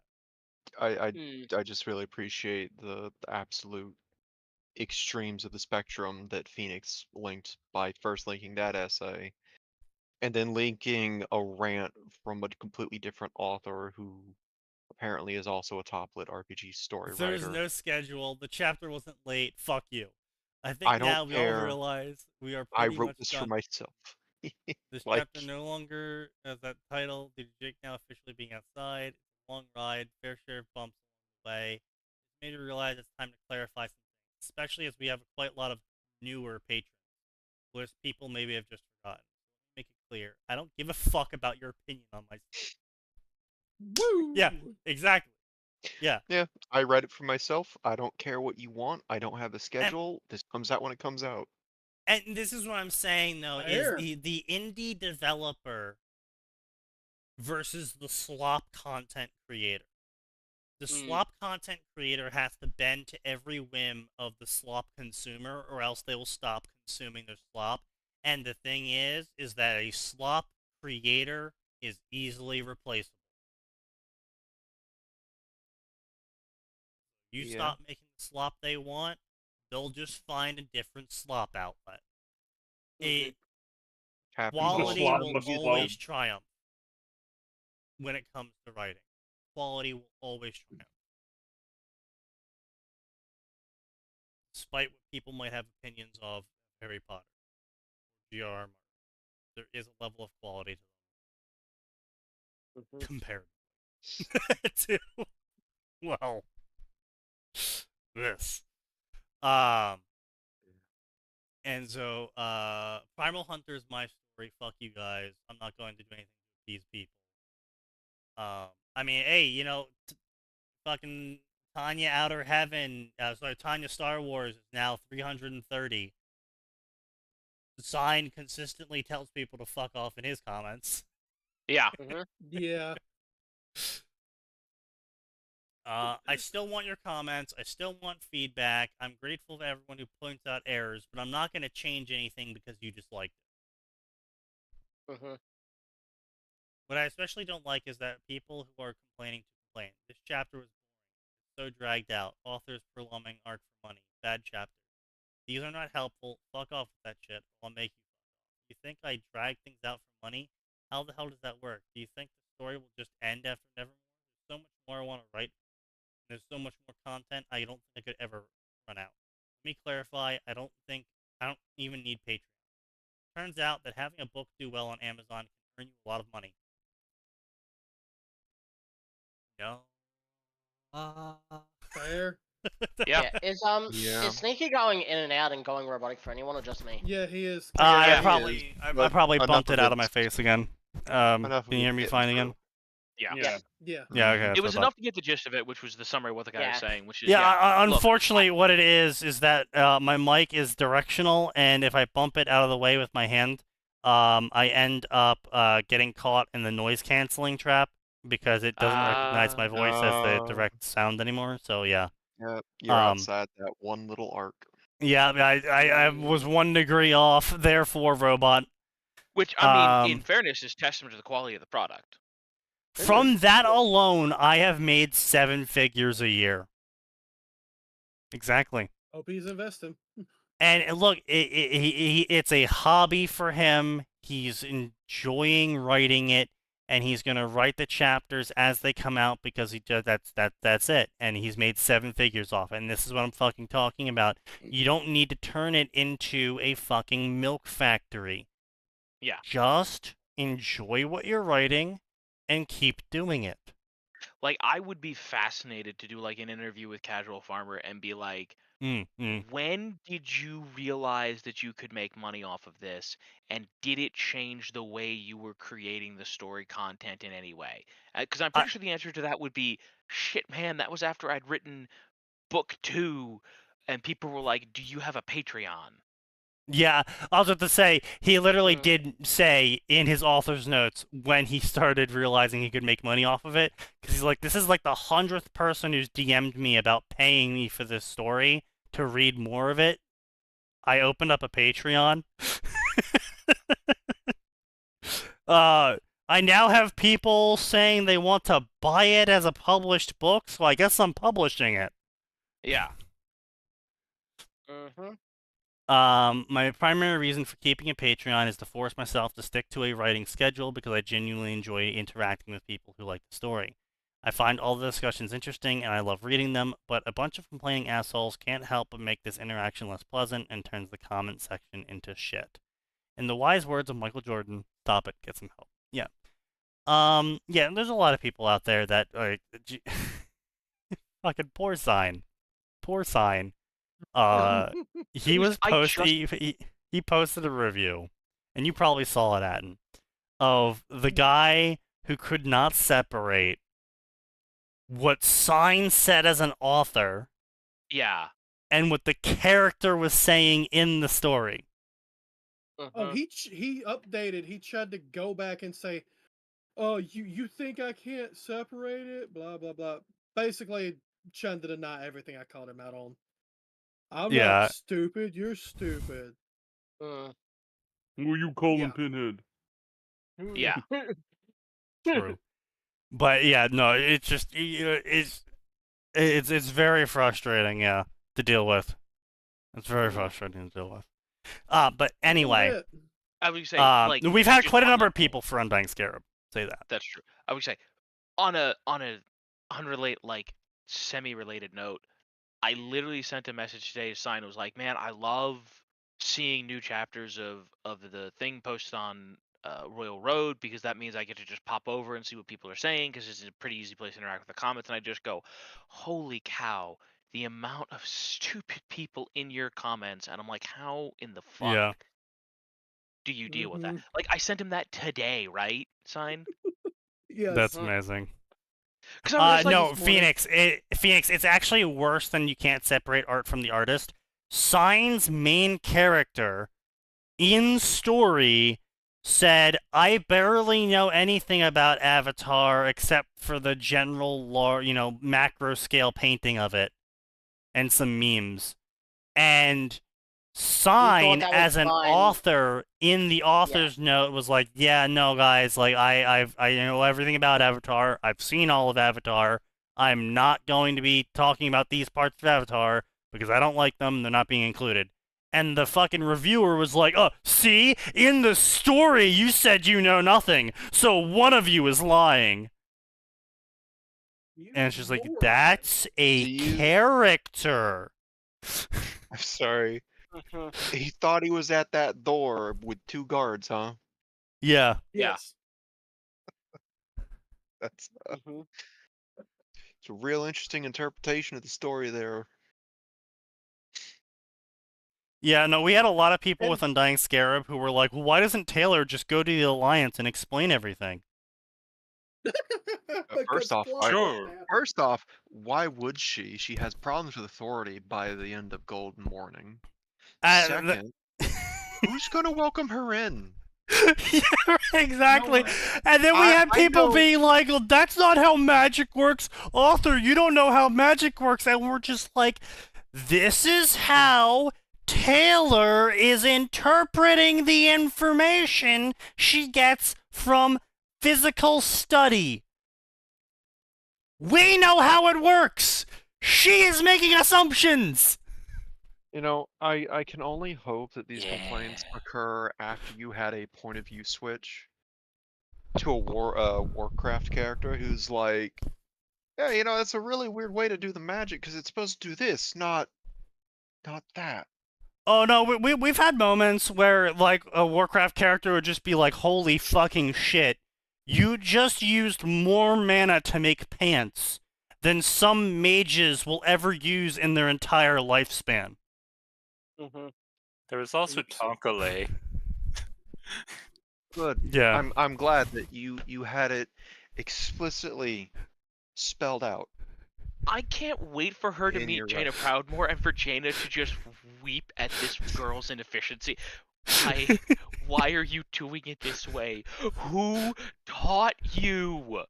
Any mage besides Gothic is going to have an aneurysm. Well, Gothic has just come to the point where he kind of just sits back and sips fucking pina colada in his beach chair as he looks at Taylor do magic, and he's just like,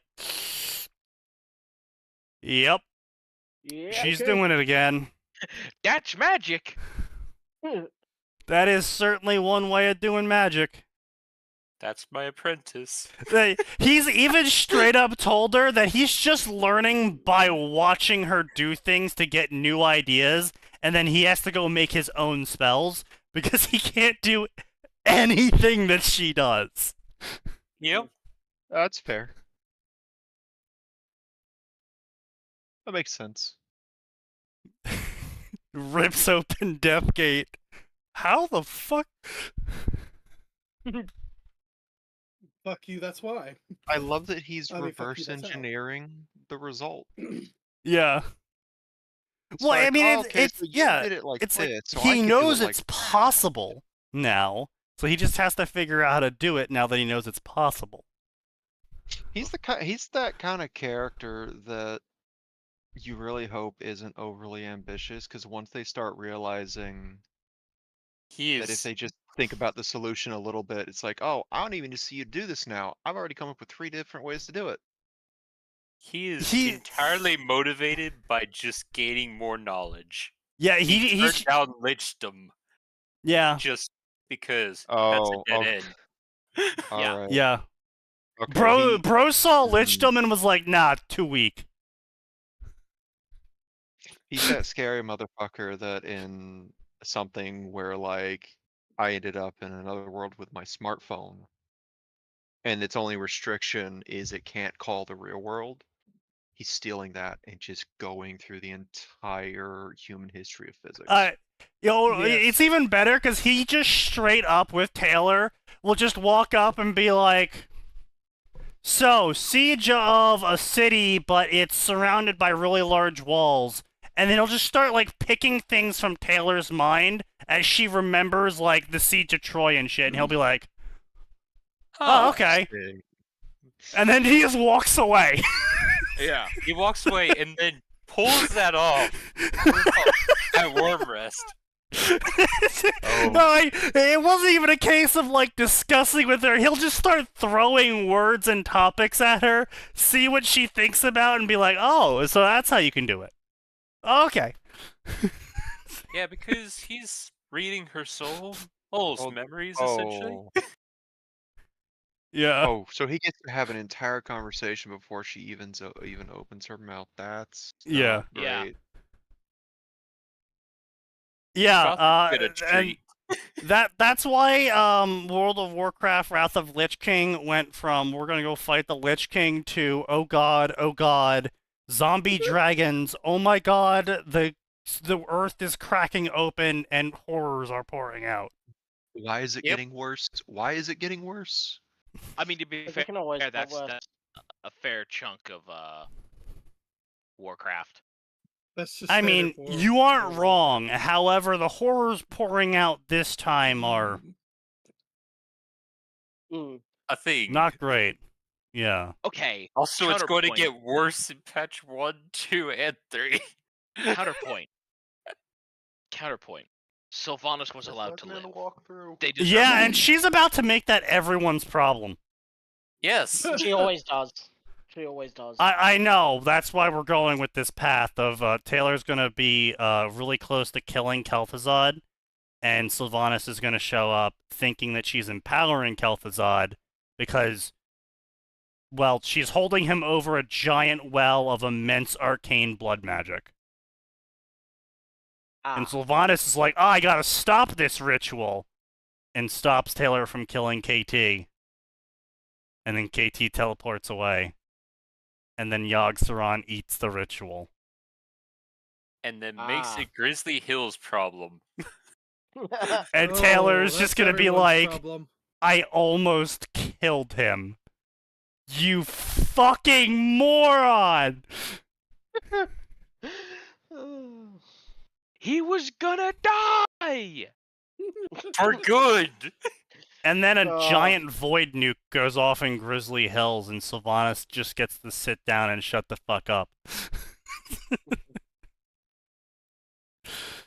Oh yeah, look at the reviewer. Taylor should have just buried the children alive. Yeah. Yeah, that one. Bury the children alive. Just give them some air holes. Yeah. Oh my god. Totally, because a Death Knight isn't going to just stumble upon the mound that he can feel has living people inside of it and just start nuking it.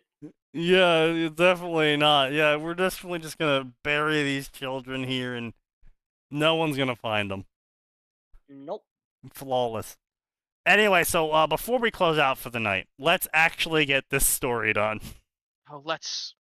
Please don't. I read ahead. It's No, so bad. exactly. That's why we're doing it. I get to listen to it twice. Author's note. So I can start things off in this is a story idea that is not mine, inspired by Challenge Dreams of Chaos. He hasn't really been active over last 5 years, but I saw the challenge, said, what the heck, I want to write that. Credit and idea goes to him. That would be... That's terrible. 9 years. That would be, what, 8 or 9 years now, because this was posted in 2021. 5 years ago... 8-ish years. Yeah, 8-ish December years. 2021. Yeah. What do we already have marked? Unannounced POV change and bad grammar. Yeah. It doesn't matter, man. It's the last story of the night, and you're not getting bingo. It's the first story of the night. We're not getting bingo. It's the first story of the night, and it's probably gonna give me cancer. Wait, give you cancer?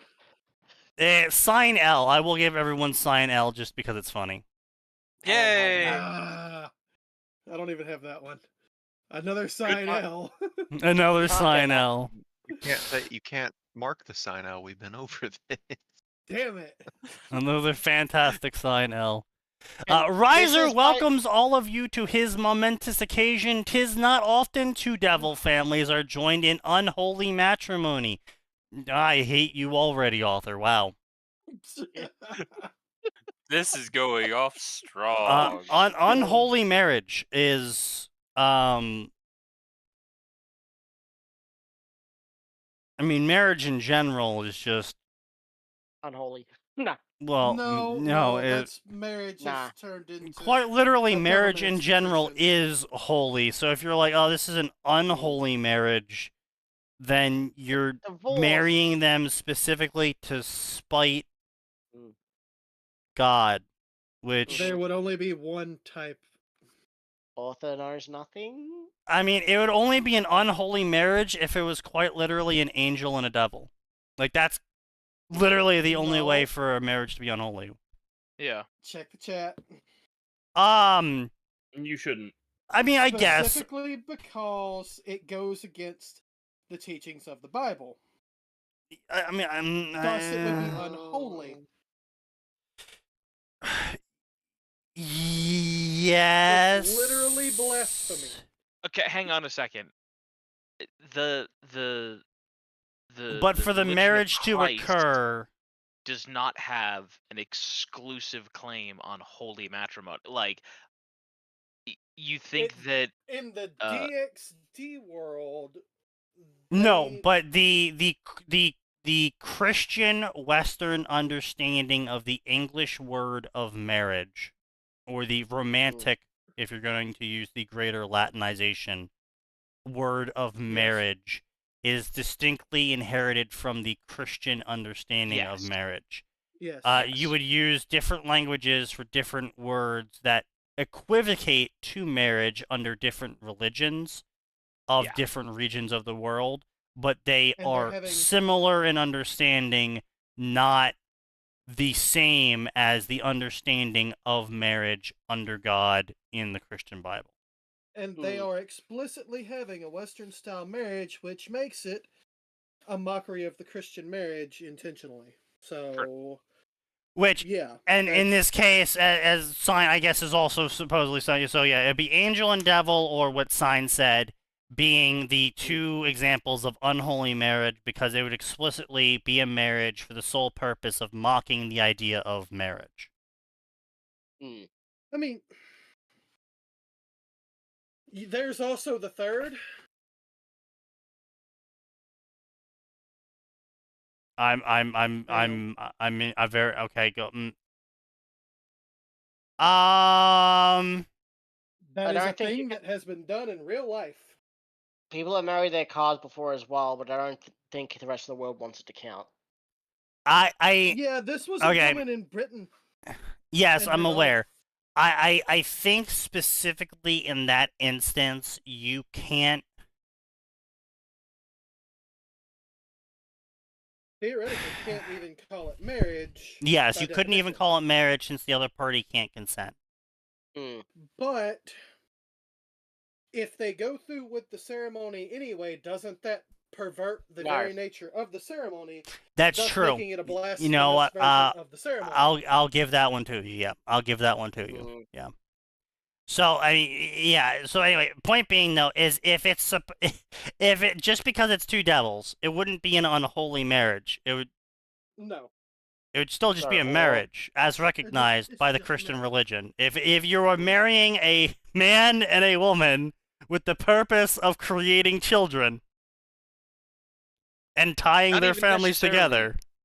Yeah, I would say, not even just necessarily children, right? But just the goal of creating a marriage, right? It does not even have to explicitly include children, although that is one of the purposes of Christian marriage. It is not the sole purpose. Yeah, that's what I'm saying. They're tying two families together with the ideal hope of creating children, uniting the two families together. Yeah. And okay, yeah, I understand. It's between a man and a woman. That is explicitly a holy marriage. That's just marriage, bro. Would you say author knows nothing? No, I think this is the author just being an edgy chuny, but we'll see. So, okay, the only way it wouldn't be a holy marriage is if you explicitly made it without God or any involvement of the church, etc. But that would just be a civil union. How the hell can you have a fic named DXD Vengeance and not have it classified but there's a reason why we use different words. So a marriage is explicitly done by a religious official. A civil union, which is the exact same legally as a marriage, is a marriage that is not recognized by a religious official, and it is instead done by a legal official of the local state. Yeah, it's the difference between the civil union and holy matrimony, which is an actual marriage. Yes. Yeah. So it's just the author's just being edgy, especially because of whatever. As he says that, a girl with crimson hair like the color of blood walks. I mean, it's not really even the color of blood. It's a really bright red It's crimson. kind of bright. I mean, Well, if we're talking like Hollywood blood.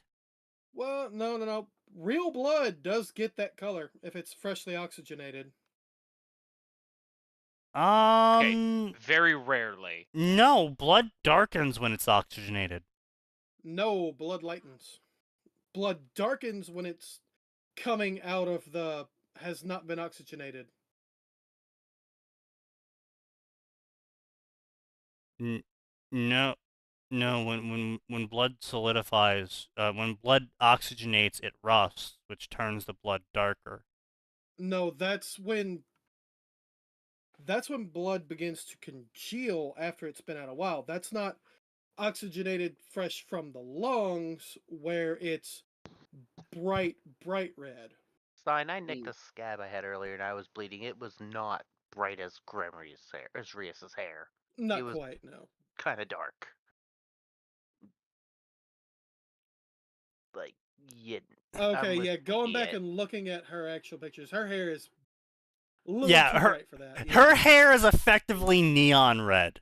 Yeah. Yeah, her hair's a little too bright for that. Like, you could say it's blood red for dramatic effect, sure, but it's kind of a bit blood darkness and lightness depends on how much is in one place, if I recall correctly.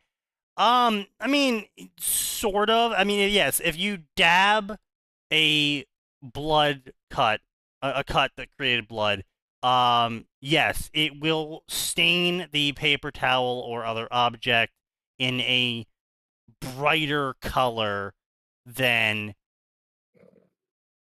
the actual blood itself. Yes. Like I said, though, that's like a Hollywood blood.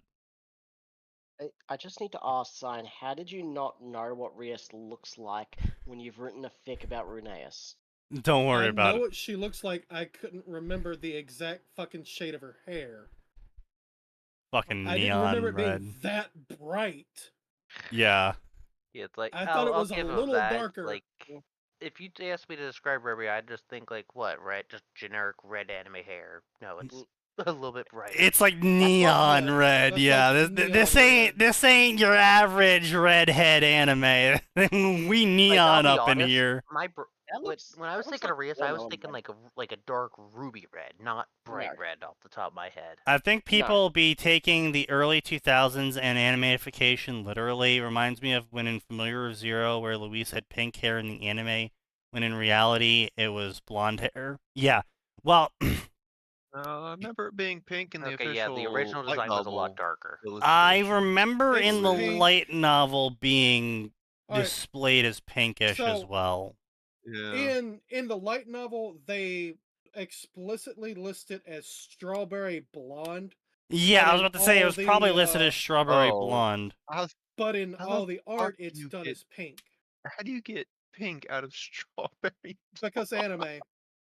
See. Okay, so yeah, this is the official. This is the official volume cover of. Oh, sorry. That could have also been like a poor localization choice. That was the color I thought Rias's hair was Kyoko's hair. It's strawberry blonde hair. Yes, I know. So this is yes. You say that you highlighted it. That's fun and all, but this is the cover for the story you're quoting. This is the cover. That is pink. Yeah. That's pink. Which that's just anime. I think the issue here is the translation. The English translation of the word they used was strawberry blonde, but what they were trying to say is probably a very blondish red, which is pink. I think what it is alright, so in order to make a manga or a light novel cover, they have to make the characters very distinct. Otherwise, everybody, if it's Japanese, they're going to have black hair, brown hair, something like that, right? That's why you get this girl has green hair, this girl has purple hair. You got the one Japanese girl who explicitly has black hair. Then you've got the one with the pink hair. We know that's supposed to be some very light red or strawberry blonde. but it's done stylistically as pink. Right, unless it's right. explicitly in world labeled as no, her hair's fucking pink, or no, her hair's fucking green. Like Sailor Moon, for example, right? That's fair. The girls, Usagi has blonde hair, yes, but Ami, her hair's blue. It's colored blue, but her hair is actually listed as black, right? Setsuna, her hair is colored green. It's listed as black. I think my biggest issue is that the visuals they are pairing with the light novel, which I guess is the least anime source. As long as the light novel came out before the anime, obviously. But if this is the visual they are going with, then it's kind of like, in my opinion, it doesn't really matter what they say the hair color is in the story. If this is the original art they are making for it, then it's, you know. As far as this has been, it's been 3 hours, so I'm off. All right, see you, man. See ya. Later. So I mean, it just I feel like it puts you in a position of like.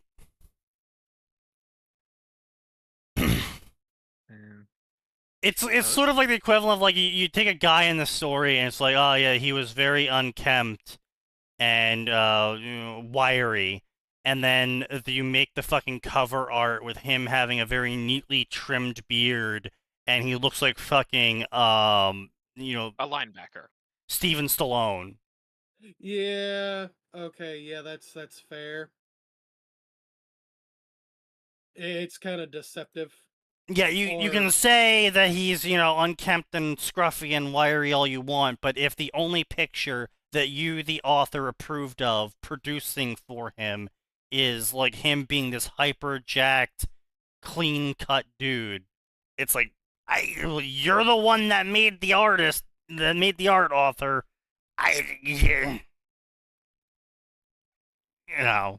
Getting mixed messages here. Yeah. Tanya's art was really good. It was really good. Or at least the light novel art and the manga art. The anime, not so much. Yeah. Intentionally. Poor Potato Visha. Poor Potato Visha. Honestly, I don't think the anime is that bad. It's not. Like, it's just funny. I'm not gonna sit there and say it's great, but like. It's the anime is bad when you sit there and side by side compare it to the art we got for the light novel and the manga. Yeah. Yeah. But on its own, in a vacuum, it's fine. Tanya herself seems kind of fine, as far to me at least. It's just all. Well, they gave her fucking duck lips and shit, and it's just like it was an intentional uglification by the author because he didn't like it that Americans enjoyed Tanya. And that didn't stop them. They just ignored it. Well, they just ignored it and went, haha, funny German war crimes. Yes. Yeah. Familiar Zero anime took some weird turns. I know the original ending went into the Twilight Zone. I don't know why random dragons showed up. It's because the author died, so they had to end it some way. Yep. I know, the Tanya anime art is probably trying to avoid horny. Well, I mean, you can avoid horny just fine with the light novel and manga art just fine. No. He explicitly said they did Tanya and Visha that way to avoid horny. Oh, they did? Like the two I just posted are from the light novel, I believe, and the manga. I think the top one's from the light novel. How curious. No, the bottom one's from the light novel. I'm sorry. Yeah, I'm pretty sure the bottom kind of fits the style from what I've seen in the covers. Yeah.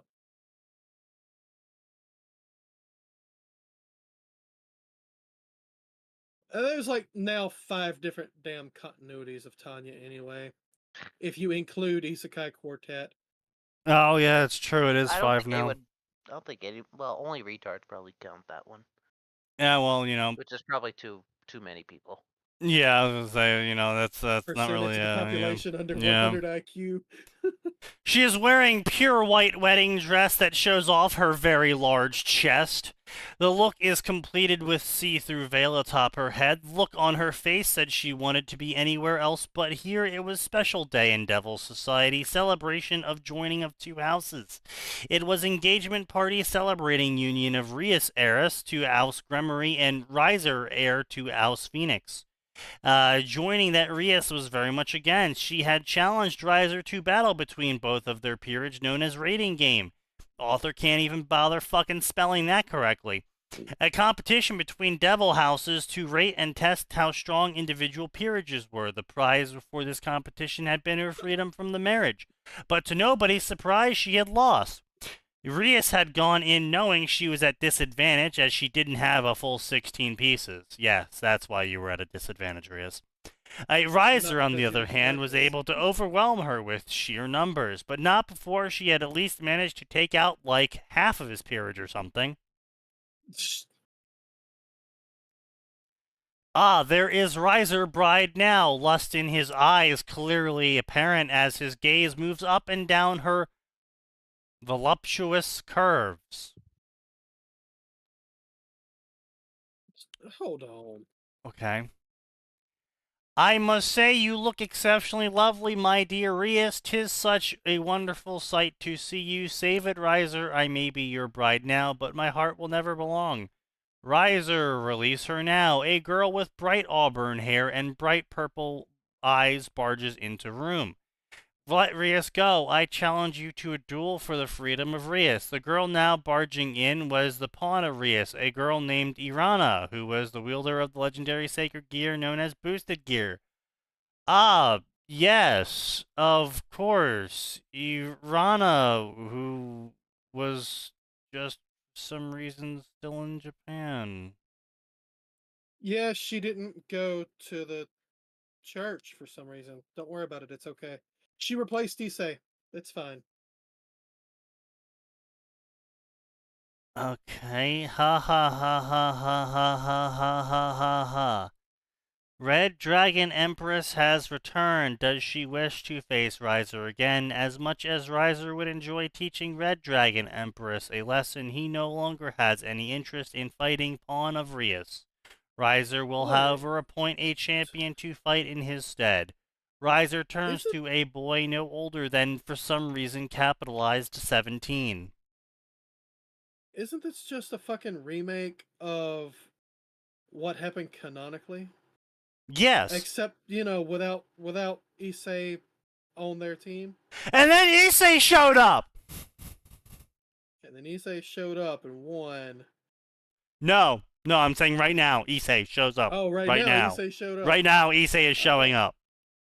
Oh, Riser points to a boy who is no older than 17. He has jet black hair with white streaks, and his eyes are heteromorphic, and he has red eyes and blue eyes, and his clothes are red t-shirt, black jeans. Hanging onto both sides of his arms are two beautiful women.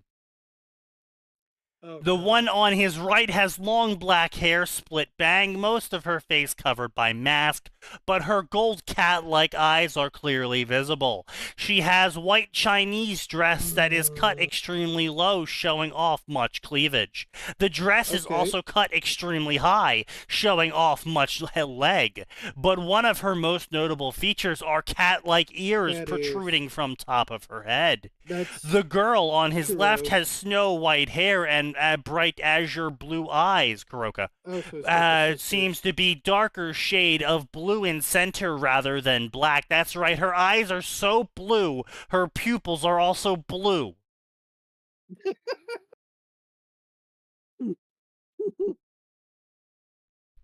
And let me guess, she also has cat ears. She has a mask on similar to black-haired girl, as well as similar dress that was also black. Her body was just as toned and voluptuous as black-haired girl. Only difference being she did not have ears like girl on right. So, you famous Red Dragon Empress, I must say you more beautiful than I expected. Such a shame I'm gonna have to damage lovely specimen of beauty. Too scared to fight me again, Riser, so you're sending this guy instead, Irana yells. Ha! Riser not scared of you, girl. He just doesn't want to fight someone beneath him. But Riser not totally cruel. If you manage to beat his champion, he will call off engagement with Rias. Fine. Fight me, champion. Hold on, Red Dragon Empress. A voice come from left of Irana. It was voice of Sir Zek Lucifer. I get the need to fight my sister's freedom, but if you fight here, countless innocents, which are for some reason capitalized in this instance, will be harmed. Sir Zek turned to his side to make large magic circle appear next to him. Red Dragon Empress champion, please go step in magic circle. Two girls hanging on champion's arms let go of him much to their disappointment. The boy silently walks towards the circle, as does Irana. They disappear as large screen appears on side of the wall. Partygoers stare at screen as two combatants appear in arena. Some were curious as to true power of Red Dragon Empress, while others simply wanted to know who mysterious boy was.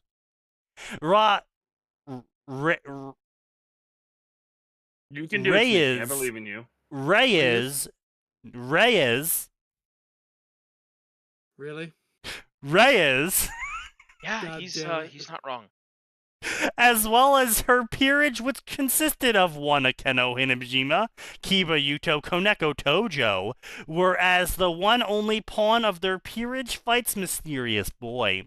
She stares at him, wondering where she's seen him before. Something about him seemed familiar, but she couldn't place her finger on it.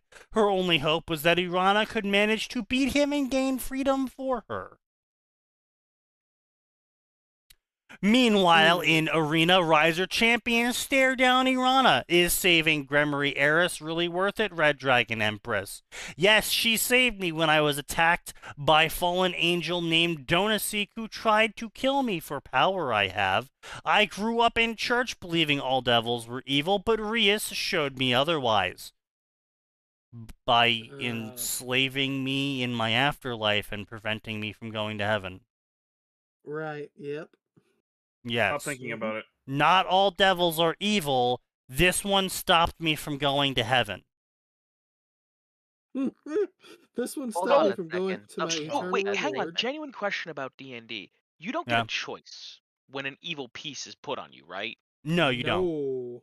You So don't. then, member of the church dies, evil piece is placed on them, they come back. Yes. Like, are they? Is this like 40K where, oops, sorry, you've been tainted and you're just SOL? Yes. Yes. That because the evil piece turns them into a devil, and devils are forever barred from heaven. That's the only literally way, what you happened could to not Aisha. be turned by new pieces if you're too strong for the devil in question. Yeah. And you being dead if actually you're too weakens strong it. for the pieces. Yes.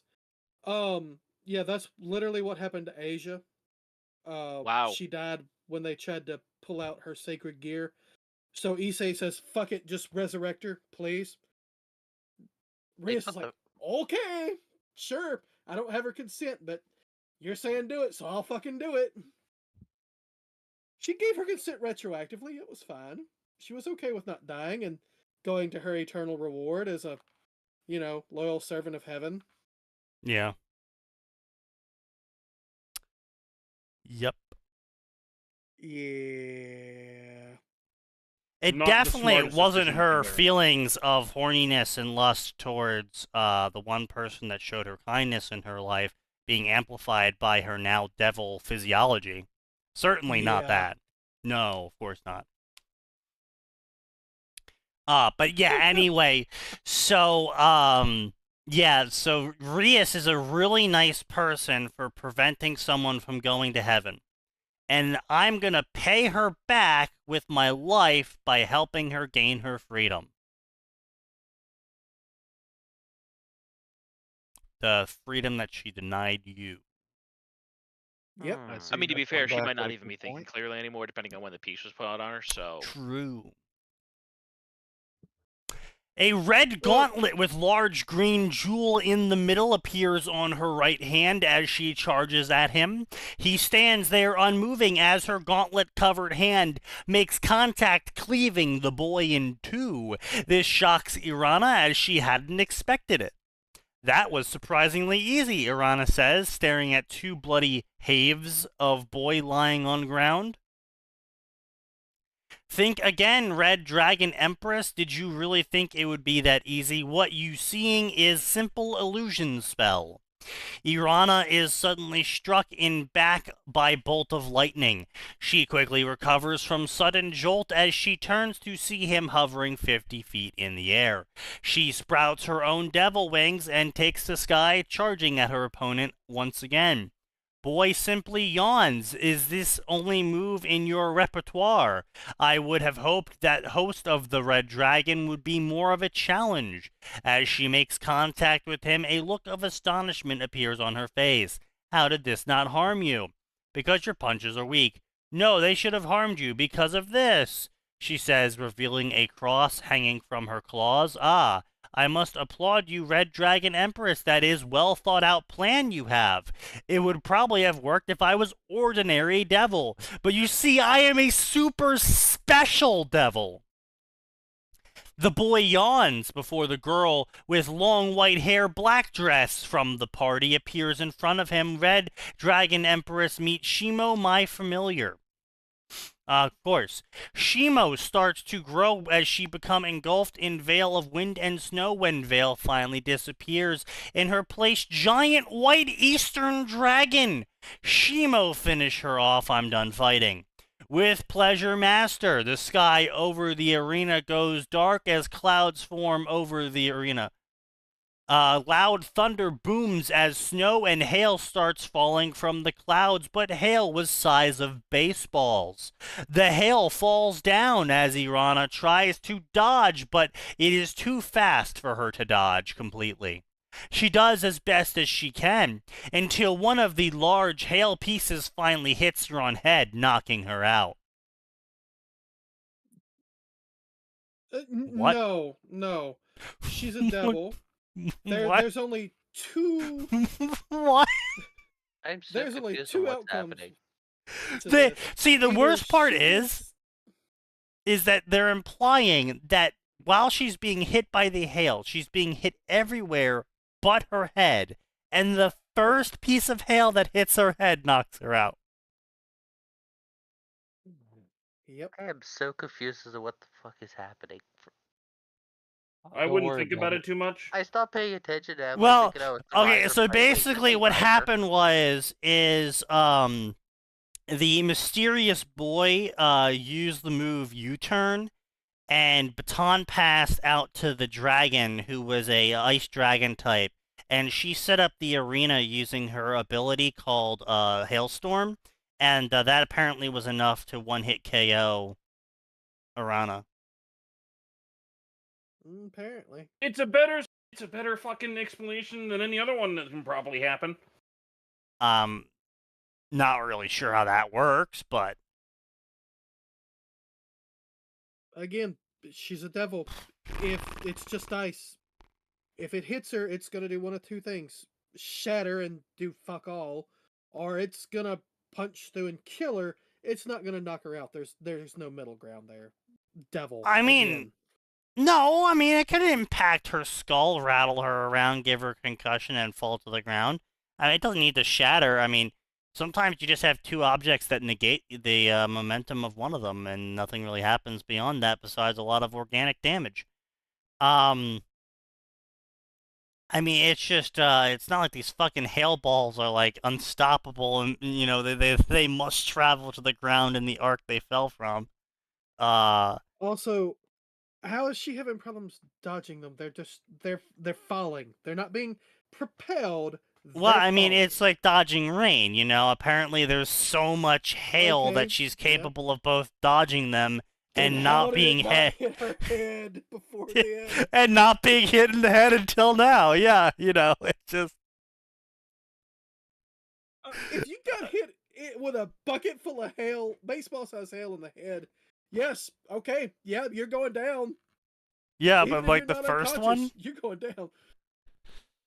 A bucket full of baseball-sized hail from 50 feet, you're going down. Yeah. Even if you're not dead or unconscious, you're going down. It's just gonna hurt that much. I'm sorry. Anyway, yo, Surzek, my name is Issei. I'm sole heir of clan which your father exiled, the once powerful Hoyudowo clan. As he says this, magic circle appears under him, an injured dragon empress, teleporting them both back to the party. A couple of people quickly rush in, and for some reason, fucking of all things, rush is capitalized. I don't know why. That was most impressive, Issei, says man with blonde hair who looked to be mid-30s, even though it was obvious he was older. Wait. How is it obvious? Why is it if he looks like he's 30 years old, why is it obvious he isn't? Is he dressed in an old-timey fashion? No, Did you tell us he was? He's just obviously in his 30s, but he's older than that. I Okay. what that means. What did he mean by this? He looks. That was most impressive, Issei, says man with blonde hair. You lived up to your end of the bargain, so now I'm living up to mine. Issei opens box and looks inside. What? They capitalized box again. I'm not sure why. I thought he just yelled the box for some fucking reason. He effectively did. He opened a box. I mean, I can see Issei just randomly screaming about a box. Inside, to see set of evil pieces, he grabbed king piece, absorbing it into himself. Almost instantly, every single one of his pieces mutated. That's not how that works. Sure it is. No, well, someone just left in Someone works like that because the author just said it did. Good night, Greg. Like, all right, so the king piece is explicitly not a thing that they allow to get out there because it's too OP. Was the reason given in canon. Yep. And there's only like 10 king pieces. Yeah, and they don't give it to the person, with the evil pieces because again, if they ate it, they'd be too OP. Yeah. The black-haired Necromata girl who'd been hanging around Issei before battle walks up, faces him. He pulls out Queen Piece, hands it to Necromata as she removes her mask. She absorbs the piece into herself. Is it the One Piece? Did we finally find the One Piece? She take a hit off the peace pipe here? She took a hit off the peace pipe. She absorbed peace. Okay. We found the One Piece. She drew peace into her heart, instead of war. Nah. No. She should have drawn war into her heart. Before turning to the crowd, she was none other than S-rank criminal of Devil World, known viciously for slaying her master. Now she was this boy's queen. I know many of you are probably shocked to see criminal here. However, she is now in service to me as rightful heir of House Hoyudowo. If you fuck her, you fuck me. You saw how easily I defeated Red Dragon Empress, so I ask all of you, do you wish to oppose me and risk feeling my wrath? Outrage sounds throughout Banquet Hall, but for most part everyone begrudgingly agrees. The only one in room was completely silent, one certain white-haired lolly, Ria's peerage. She not seen Kuroka in years. She hides behind Rias, hoping her older sister wouldn't notice her.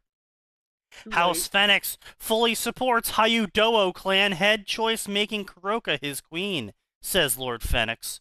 As the heir of our clan Phoenix, Riser fully support his father in this choice. As show of good faith, Riser will give one of his peerage members. It was then girl steps forward. She has bright blue eyes, long blonde hair, two large drill-like ponytails, a chest that couldn't necessarily be called a chest, but she was simple pink dress with knee-high... Excuse you? Knee-high socks and loafers. I, Ravel Phoenix, youngest child of Clan Phoenix, hereby devote myself to my new king, the blonde girl says. Issei nods, acknowledging Ravel's new devotion to him, before turning the crimson-haired Princess of Ruin. Rias Gremory, challenge you to raiding game, and when I win, I'm taking Red Dragon Empress as my prize. Refuse, and well, let's not find out what happens if you do. Nothing. Literally nothing happens. Yeah, you gonna go 1v1 Sursex there, bro?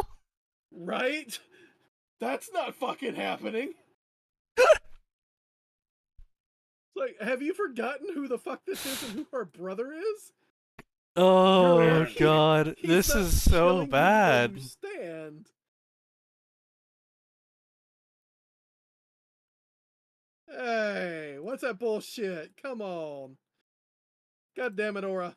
You didn't deny If I wanted a dick-sucking story out of Red Sign stuff, true. Shut the fuck up. Real, brother. Anyway, alright, well, now that we finished that chapter, that was so bad. Holy crap. Alright, well, come back on Friday. There's always